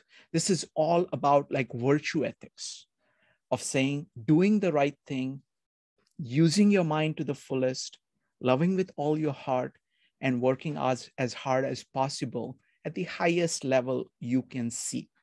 And continuously trying to say, hearing the world to say, okay, have I got enough? Can I understand this more? So that's how the Indian thought looks at it. I don't know whether this is clear or what people think of it. I would love to have people comment at this point. Go ahead and type an exclamation mark. I'm going to go with first people who are familiar with what we have done. We have been going through Bhagavad-Gita a great deal. We have done almost like 30 meetups on Bhagavad-Gita. So I'm going to give a chance first for a couple of people from that who are familiar with that to see if they can see the connection between Bhagavad-Gita and Transcendentalism. And then I will go to the other people. So it's going to be Joe, Evanique, Sydney, and Nader. Joe. Well, I certainly can't capture it as well as you just did. You explained it beautifully. And the basis of my question about intuition over reason was exactly to the point that you were talking about just now, is the idea that the intuition that the person is following is their Atman. It's their soul. It's that their intuitive sense, right? And then how that then relates to what would be considered the oversoul, the Brahman, which is essentially God. And then you start to see your place into the universe. And so that, did I say it? Yes, right? Go ahead. All right. So, I mean, so that this is, this is essentially where I was going with, this is directly related, those two terms, this intuition over reason, this oversoul or prime mover, the Brahman, this is all integrated. And you're right, it's actually links back into Aristotle's causes as well. The efficient cause, the formal cause, and the final cause. So it kind of integrates all those concepts into one. As far as I'm trying to think about how to best express it with going through to the ultimate. Do you mind if I quickly share the screen and show the diagram? Yeah, please do. And let me see if I can find it. Let me see here. I don't know what has happened here. But it's also seeing God, and if you're seeing God in everything. No, not here. Just a second. Let me see if I can find it. Hold on.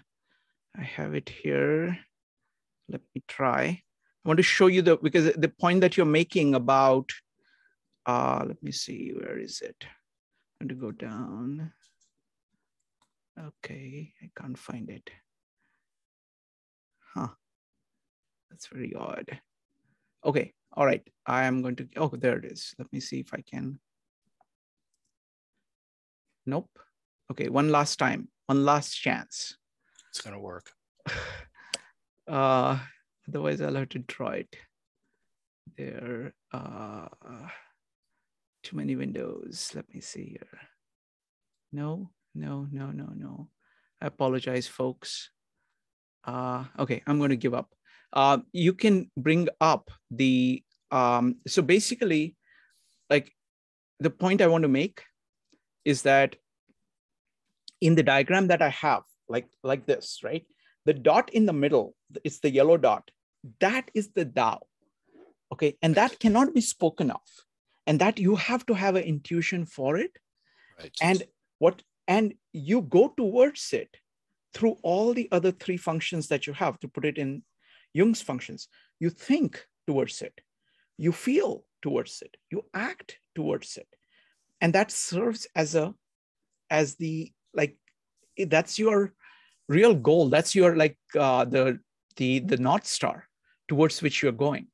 But without that, you're just going round and round. You're not really, there is no center at all for you. So yeah, go ahead. And so once you can see that center, and this is the relationship between Arjuna and Krishna that it's illustrating. But once you can get to the center, then you start to not only see the God in yourself, and then you start to see the God in everything throughout the cosmos. You see it, and where God is in every breath, God is in every person, and so it's a really important concept in general. And so I think that the Brahman, the Atman, and the Brahman are the most, like, two closest things where you can say one-to-one that it's the intuition and the soul, which is the intuitive sense, and then you have the Brahman, which is the oversoul in transcendentalism. Yes. That are directly, you could draw one-to-one correlation between those two. It is that. It is exactly that. Yeah. Wonderful. And then there's the Aristotelian. I would like at some point, maybe if you could, the Aristotelian within Brahman, the Aristotelian causes are actually fit into that. So maybe some meetup you could explain that. Sure. Wonderful. Thank you, Joe. Really appreciate that. So it's going to be Evanik, Sydney, and Nader. And folks, I put a link in the chat to a quick overview that I've done on Bhagavad-Gita just along these lines. And I've made it, like my friend Yasuhiko said, this is accessible to a 12-year-old. Okay, so that's what I've tried to do, of showing, what is this, what is Bhakti Yoga, what is Karma Yoga, what is Jnana Yoga, and how does Gita think about philosophy. So that's my best summary that I have currently. All right, Evanik. Yeah, so what I got out of what you just said is that when you talk about the core of being is God, and then so if you look at it that way, then self-reliance is dependence on God, the God in you. And that's why you should trust your instincts. And that's why, you will engage the world with the highest principles. And, the part, I think you and Joe talked about it, about using the three ways, the Jnana Yoga, Bhakti Yoga, the external part, all coming together.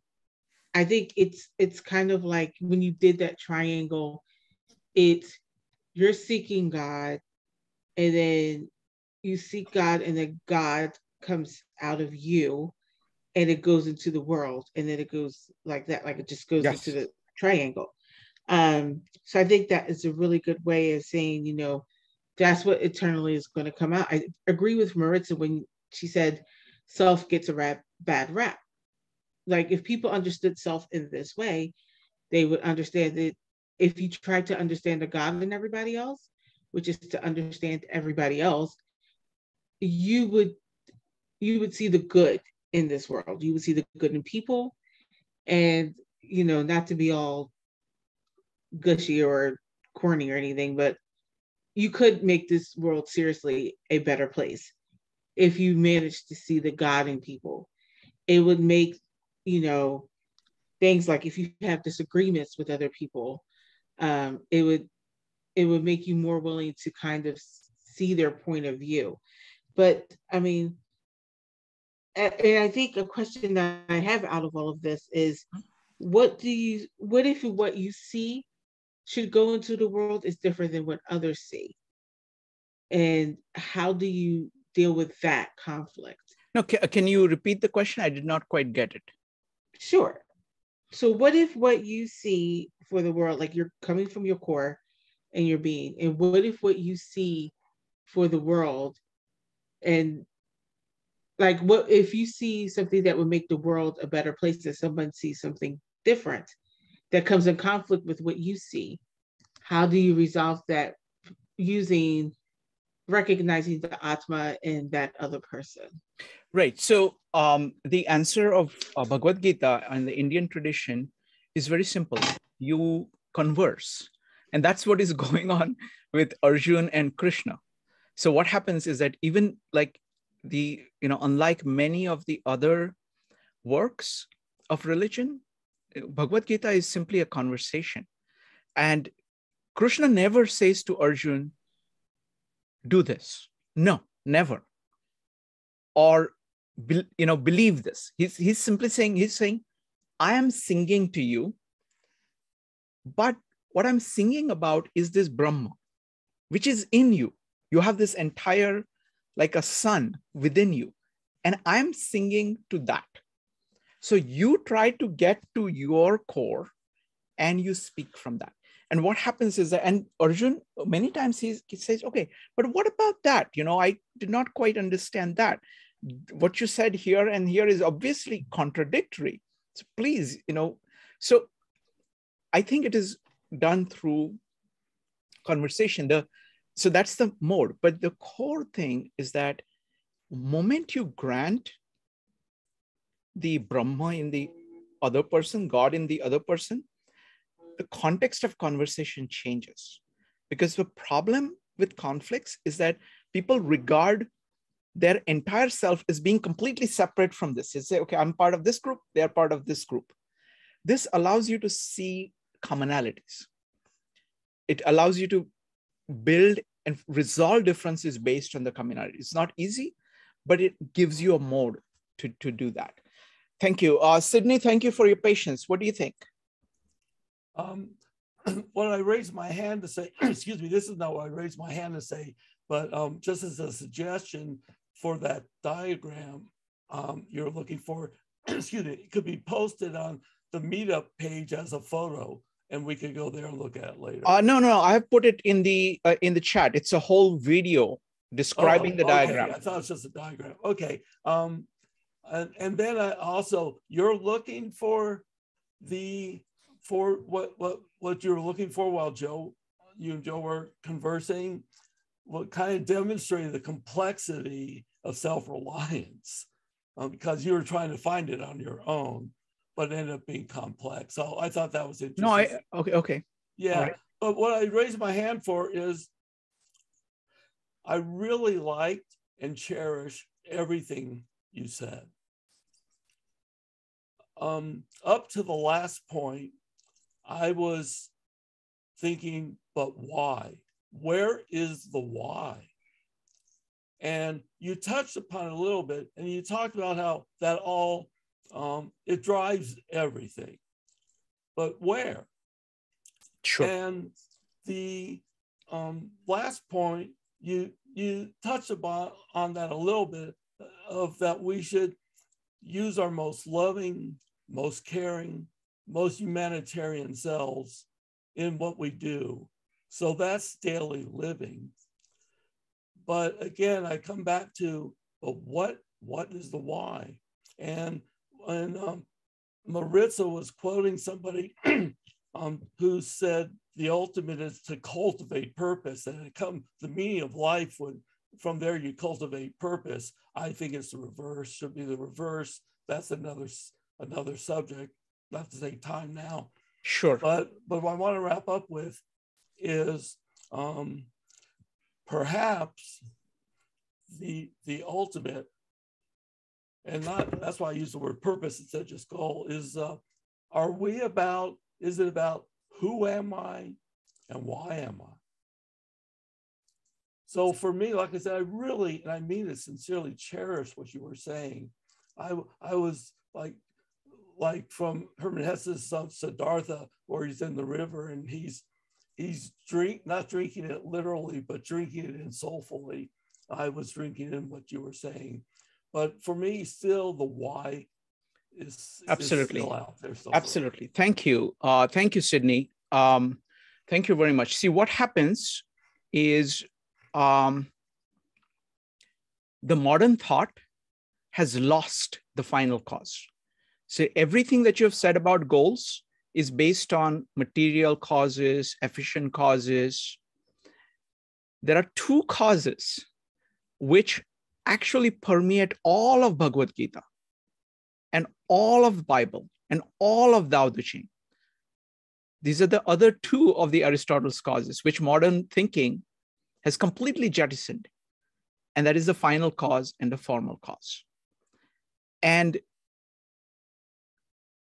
it is very difficult for the modern mind to grasp them because they always take anything that is said and put it in terms of efficient cause, of saying, okay, how do I actually do that? And where does this come from? And where does this come from usually is like, okay, it's a material cause that produced this. And now I'm simply just trying to come up with an efficient way of doing this. So it is. And how do I measure it? Yeah. So it's all focused on the efficient cause and material causes. It's a humongous point. This is what the Center for the Study of Digital Life does, of saying that there is a scribal age. And we've been studying, Tao Te Ching, the Gospel of John, and Bhagavad-Gita. All three of them have all four causes. Almost nothing in the modern world has the final cause. And so it's like, so I'm not surprised that at that point, it is very, it's difficult to grasp, and you kind of have to. So my suggestion is that you immerse yourself either in Tao Te Ching or Bhagavad-Gita or Gospel of John, preferably all three. We have got, if you go to our YouTube channel, we've got like 30 meetups each on each of them. They're close to 80 maybe. I have read Bhagavad-Gita and I have read the Bible. Yes. So I understand what you're saying. But so what I'm saying is that is what is missing. So the answer that you're looking for is by jettisoning, because most is jettisoning some of the ideas and getting back to that. So that's, I think, the core of where it is. Next up is going to be Max, Maritza, and Joe. Max. Okay, thanks a lot. I appreciate what you're saying as far as the Atman and Brahma and the coexistence or the cycle of those things. And it's a beautiful thought. But the only thing I could do is control what I react to the world and and my reactions to situations. But I walk the streets of Philadelphia, and I'm seeing people laying in the street. Where is the God within them? Where is our society actually thinking in those terms? Of course, I'll go back to what I said. I can only control my reaction and my action. But there's we're discussing here. Really, when you walk outside, it rarely replies. And that is the crux of this. If it works just for me and it's not working in there, it's a tough sell. Okay, excellent point, Max. So the point I would say is this, that this is a potential. So it's like there are two directions here. You can either go towards the center or you can go away from the center. So for example, when you are trying to seek, so look at all these three, right? When you're coming from this side, right? From the blue side in the diagram, you know what? I have to bring this up. Can you, Joe, can you go ahead and bring up the video and then pause it and then share the screen so we can see it? I'll try. The bandwidth on this computer is okay, really that's fine. low. Maritza, can you do that? Let Maritza try it. So what I want to say is that, Max, you're absolutely right. There is, Gita is not saying that people are inevitably good, that people have, okay, yeah, that's perfect. That's perfect. Okay, so in this diagram, right, that yellow in the middle is the Tao. It is the God. It is the Brahma. Okay, and there are three paths to it. The blue path is using your mind, trying to understand, trying to seek. The red path is using your heart to love, to have devotion. And the green path is by using your body, by building something. Now, what you're pointing to, or what you're seeing on the street, is people actually going away from the center. So it starts by being kind of afraid of people. So instead of going towards the center, you're afraid of the core of your own being. You're afraid to look at yourself. You're afraid of other people, and you're full of fear as opposed to love. Then what you do regarding the green is that instead of trying to build things, you actually exploit things. You say, goods are here. How can I grab them? How can I steal them? How can I so you're trying to actually run them down. And this is not just people. There can be entire societies who do that, saying goods are here. Let me just, use them now. Okay, forget about the people who created the goods. Let me just grab the goods. And then at the blue level, what happens to these people is that they create all kinds of delusions. Instead of actually seeking the truth, they're actually trying to delude. They're trying to come up with rationalizations for what, and they blames everybody else other than themselves for where they are. So this is very real phenomena. So what you're seeing is absolutely true. That is part of reality. So what it is saying and what Bhagavad-Gita is saying, and Bhagavad-Gita fully accepts that. It says people can be moving towards the center, but people can be moving towards away from the center too. And that is very destructive. And as you move away from the center, you're going on this, vicious cycle. So just like when you're moving towards the center, as you understand the Brahma more, you love it more. More you love it, the more you're going to act in accordance with it. And that is going to actually create a spiral that is going to move you towards the center. When you're doing exactly opposite, when you're full of fear, you're going to try to exploit people. You're going to create more rationalizations about what you're doing. And you're going to go the other way, away from that. And so this is the good and the bad. And both good and bad exist. And each of us, and again, the other thing I want to make is that it's not just, okay, I'm good and the other person is bad. Each of us has this good potential and bad potential within us. If you start drifting in your mind, if you start kind of coasting on whatever habits you have, and if you start saying, okay, I want to just hold on to everything and become full of fear, to that extent, even it could be within some small area of your life, you can have it. That's the capability that human beings have of doing each of them. So what Bhagavad-Gita does is that it acknowledges that.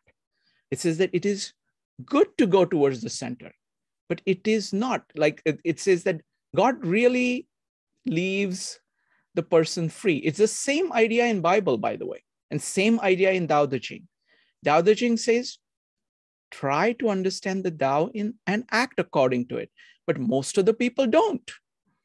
What Bible says is that have love for God in your heart and act according to it to create a good community. But the God's grace is on you. You have the ability of doing that, but you have to ask. If you do not ask, you do not get. It's the same principle in all three. I don't know, Max, if that answers your question. Please let me know. What do you think? No, I thank you for that. I do appreciate that because, it's just very frustrating sometimes, when you go through the philosophical aspects of it, you try to get to a better place. And then, when you see it with your eyes as a different reality, it's sometimes very difficult to incorporate what you're trying to do. But I like the idea of going toward the center. And that's, right. I think, what we're all trying to do here, actually. Exactly. So what it is saying is that in this diagram, what you're seeing is actually there in this diagram. It is actually outside of this circle, far away from the circle itself. And it is trying to go away from it. So it is destructive to themselves. These people are destructive to themselves, to others. They're full of fear, full of hatred, and full of delusions. And that is certainly what each of us is capable of doing. And so it's a question of making these choices to do that. Okay, thank you. Thank you, Max. Great question. Next up is Maritza. Maritza, what do you think? So, I have seen the diagram before. I really like your explanation and how you tied it in here with the concepts of transcendentalism. I would like to just for a moment, do what I do often, is just to remind folks that, it doesn't have to, if you're uncomfortable with the thoughts of equating some of these concepts to God concepts, I invite you to think of it as a philosophy. Everyone needs a philosophy in life, whether it is religious based or not. Something is your guiding principle. And so I think it works very nicely if you that center circle in Srikant's diagram is your philosophy. That if you're uncomfortable with it being a God philosophy, that was just an aside I wanted to mention, because I worry that sometimes, people hearing God and they stop listening. It doesn't have to actually be God per se. But let me just emphasize that that's absolutely true. I have versions of this where there is no mention of God. It's basically just universal principles. This is that's what all the scientists aim at. You're trying to say, okay, what are the principles that are underlying all of existence and all of consciousness? That's what we are getting at. Go ahead. Right. I had thought before we threw your diagram up, I was thinking, and this might be silly, and this just could be delirium from too much work, but I was having the thought. So, in a finance budget, right? In a budget, you have to worry about effort. So when you're looking at your budget and all the people that work for you, level of effort is how you attribute all the different factors within somebody's budget, right? And especially if you're looking at doctors or physicians. So I'm thinking here, if we're looking at this concept, Sydney's looking for the why. And my thought here is, so purpose gives direction to one's efforts, if we're talking in a life effort. So the idea of we're looking for, goals, right? But then we said we were thinking maybe more of an ultimate goal, because goals are ever changing and, they're just there. So the idea of, so purpose will shape one's efforts. And in our culture, like today's world, there's so many things. We have all this competition for prominence. And then you have this almost inability to kind of find a resolve, to forge resolve. So you have inner conflict from all these competing claims on your attention. And Max just left, but he had brought up the idea of psychic energy, right? So if we consider psychic energy to be where your attention is placed, you only have a limited amount of resources for where you can place your attention. So if we're looking, and sorry, I apologize, I'm teasing this out.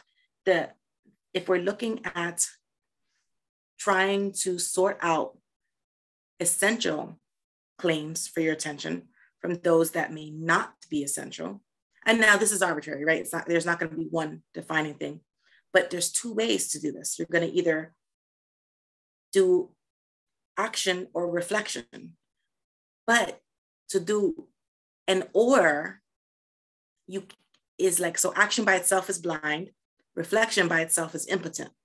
So we have to do both.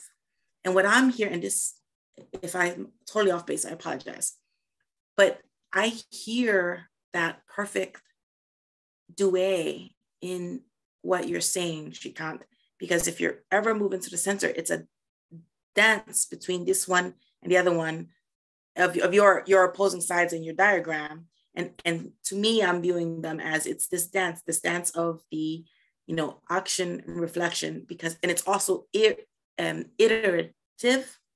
So I think that as we look at your diagram, we indirectly can get to this question of goal setting, because your diagram forces us to ask, is this something I really want to do? Is this something that I enjoy doing? Am I likely to enjoy this in the foreseeable? And the reason being is because if we're moving towards the center, these are the questions, is the price that I have to pay worth it? Is the price that others have to pay worth it? I feel like these questions, and I'm bringing it to basics, but this is what comes for me to mind, is that as we're looking at how does this work in a day-to-day scenario, I'm seeing that your diagram is forcing us to ask those questions. Will I be able to live with myself if I accomplish this? And I think these questions, I know that they're a little piecemeal, but they get you. I view it as it's a spiral going, inward towards the center. And what you're doing, if what you're looking at is how you're going to create this purpose, I think it's just laced with a bunch of inner-facing questions. And as you get closer to the center, they start to overlap with outer-facing questions. Because as you start that path, you're focused inward. And as you move towards the center, they're going to naturally start to evolve outside with concern for out. That's where that inner and outer comes in. And I don't know if that's making any sense. I was just trying to sorry. No, that was very good. That was very good. So let me put it in this way. So I would approach it. I would say two things about it. The first one is that this thinking of Bhagavad-Gita is very integrative. It is integrating your mind, your heart, and your body, and your intuitive capability. So if you want to put it in form of Jung's cognitive functions, it is fully engaging your thought, it is fully engaging your feelings, it is fully engaging your physical movement, sensory movement, and it is fully engaging your intuitive capability. And you're spiraling through it, seeing that all of these things are ways to the same thing. So it is saying it is very much against either or here. It is basically 4 different ways of getting at the same thing. And each of them, what happens is that your personality is different. Each person's personality is different. Each person's strengths are different. And you can use whatever strengths, it is saying explicitly, you can use whatever strengths you have. And you use them as best as you can, and the others will come along with it. I think about it as like 60, 30, 10 kind of a ratio. So you lead with your strongest. If you're more intellectual, you try to understand the Brahma. And in the process of that, you will start loving it. In the process of that, you will start doing the right things. There are some people who are very much focused on action. So in the process of doing that, they will understand it better when they're keep focused on doing the right thing. So it's all integrated. So that's one way of doing it. The second way of looking at it is in terms of form and function. See, the function is, so if you look at this one, right? This is the internal axis of function, saying, what do you think and how do I feel about it internally? And here, the outside is, how do I feel about it and what do I make? So you are going from like function to form, and then you're actually looking at the form, letting that impact you. So you're going through these cycles of creating forms. At each of the cycles, you are actually making the forms which are shaped by the deepest of your functions. And then you're taking the forms in order to make your functions richer. So it's like a loop between function and form, to make it, so it's like the inner richness and outer richness develops together, and they build on each other, because without, right, it's like writing, right? So think of it as writing. When you're writing, what you're doing is that you're making the word flesh. You have a conception in your mind, you're putting it out there.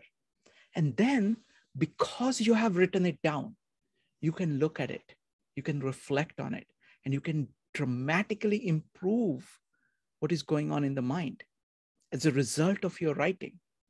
So that loop between inner and outer is what is going on. So this word becoming flesh, the word contained everything, but it has to become flesh. It has to become manifested outside. And outside, at the same time, it is physical manifestation. At the same time, it is social manifestation. So it's not just a loop that is happening within you.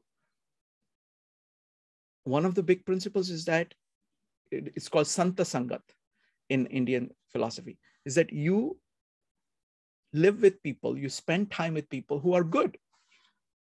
And you're going to get tremendous benefits for doing that, because each of the people, they will have their own love of things. They will have their own understanding of things. They will be acting in their own way towards the same thing. And you will learn a lot from them, from their example. You'll be inspired by them. You'll be motivated by them. So it is not just a transformation of inanimate physical things, but transformation of a community. And that community gives you a base to do things. I mean, for example, look at what we are doing. Like, we are able to talk. I think each of us is benefiting from the fact that the other people are there doing the same thing, trying to understand as best as they can and openly speaking about what they think. So this is a good example of, I think I am learning a lot as a result of all of you folks being there. And that's the same for everybody. So this is a good kind of integration between the individual and social. Wonderful. Next up is Joe. Joe, go ahead. So I'm going to be very brief. One, I just want to thank you for the first part, is that by understanding the material and the efficient together, and the formal and the final, the way you articulated it, how moderns only care about essentially the material and the efficient, that is so true. Mm-hmm. That you can see that in everyday life. Give me the material, how do I get it done? That's it.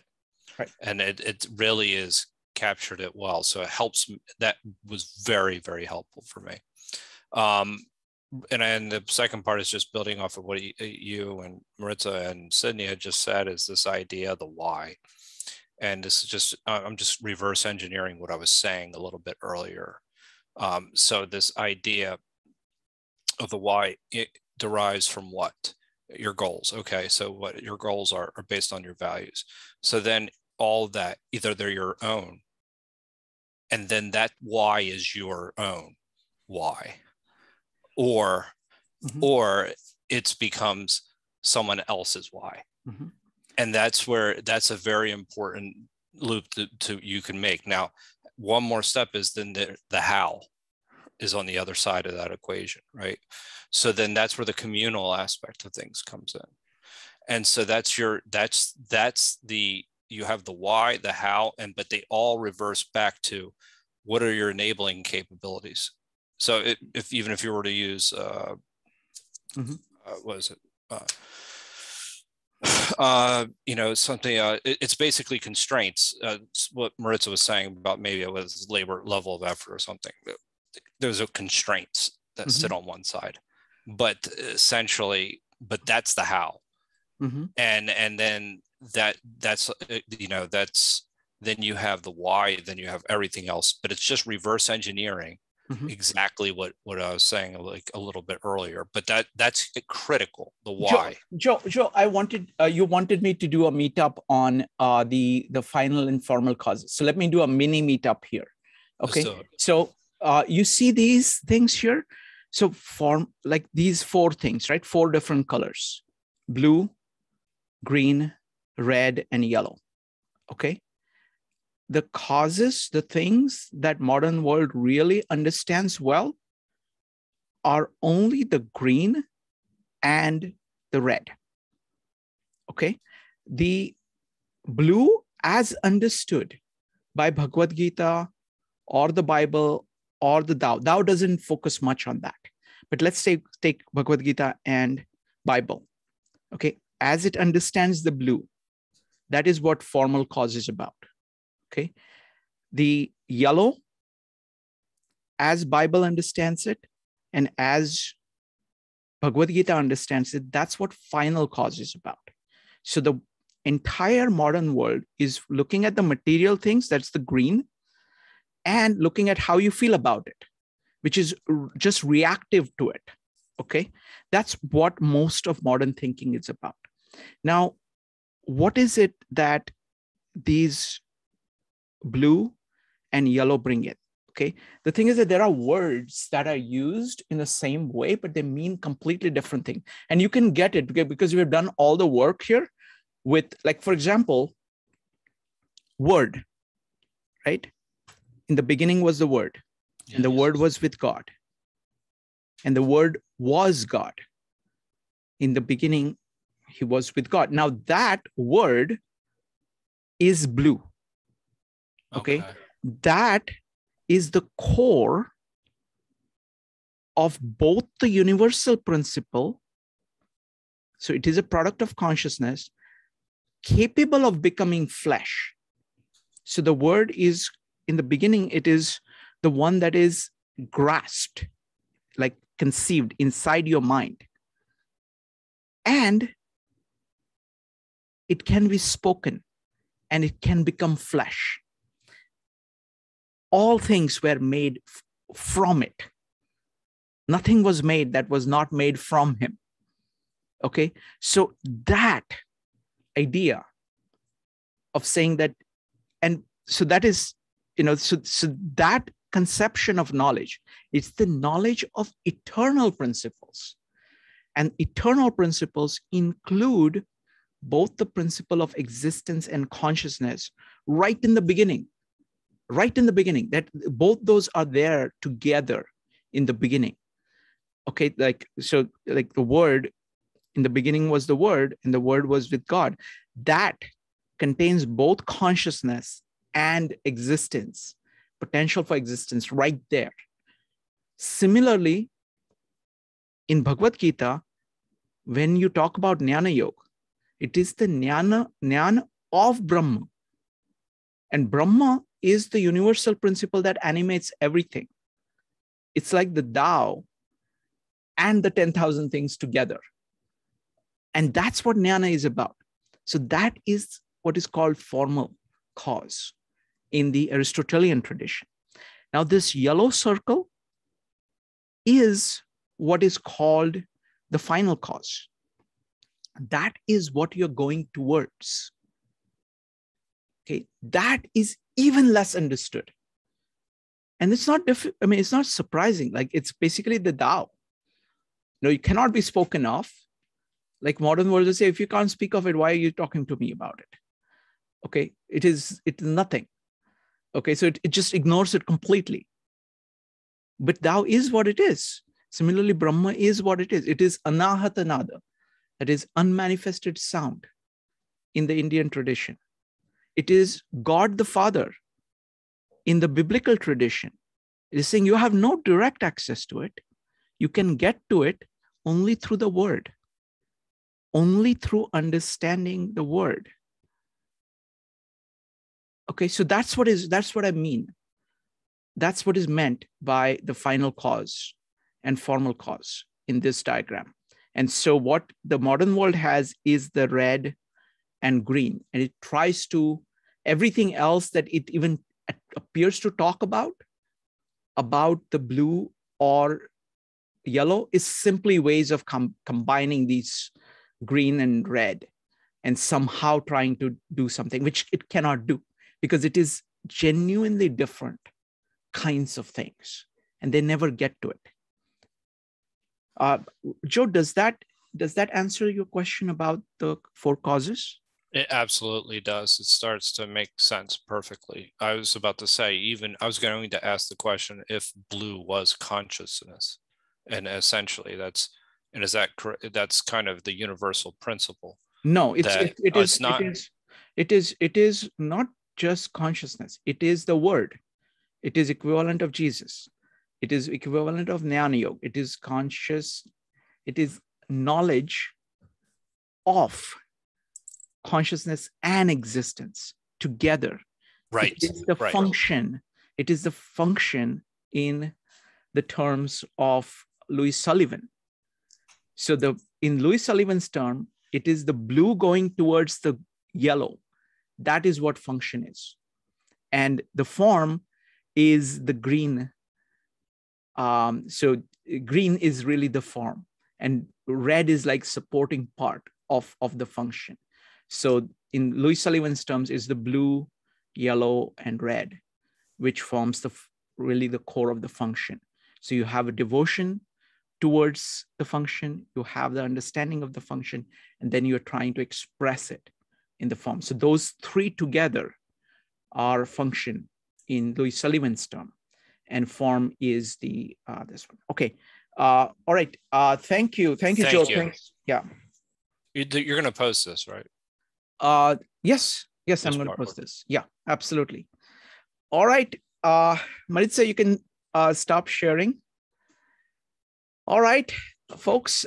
So I thought this was actually an incredible meetup. I can't believe how much area we could cover. This was so good because, we started out by just looking at these concepts of, concepts of Emerson, and then we had everybody come up with questions. I love the questions, by the way, and I'm going to post all of them with the video. And then we discussed them. I think we did a decent job of picking up 4 themes. So we were able to talk about it at good amount length of each of them. Everybody got to talk about it. Then we were able to see connections between these 4 things. Then we were able to take it and apply to Bhagavad-Gita. So it's quite, Maritza, this was fantastic. Fantastic. You should do more. Absolutely. Maritza. Maybe. Ask me a different week, Shika. Okay, I'll ask you a different week. This is not a good week. Let the record show that this was only like there was one topic that we were actually planning to get to, which we thought would be actual connecting with Bhagavad-Gita better. But Maritza, don't you think this connected to Bhagavad-Gita really well? Yes, yes, definitely. It was always in my mind to. So I don't know if you know, but Thoreau is also aligned with the Transcendentalist, and he heavily used the Bhagavad Gita in his works. Also, Whitman's Song to Myself. Yes. There's ties there. His poem, there are ties there. But I tell so you, it's fascinating. but I tell you, the best of them is Louis Sullivan. Yes, the unity, the nature aspect. I feel like we could have had a whole conversation just on the nature aspect of it. Sure. Anytime you're ready, just let me know. It could be 1 month from now or 6 months from now. It doesn't matter. But anytime you want to do that piece that we couldn't get to, what did you call it? About the nature? It's unity in nature. Unity in that's nature. That's a major theme in Emerson's writings. Wonderful. All right, folks. Thank you very much. Always grateful to have you guys here. You. See you. Thank you. Thank you, guys. Bye, Bye everybody.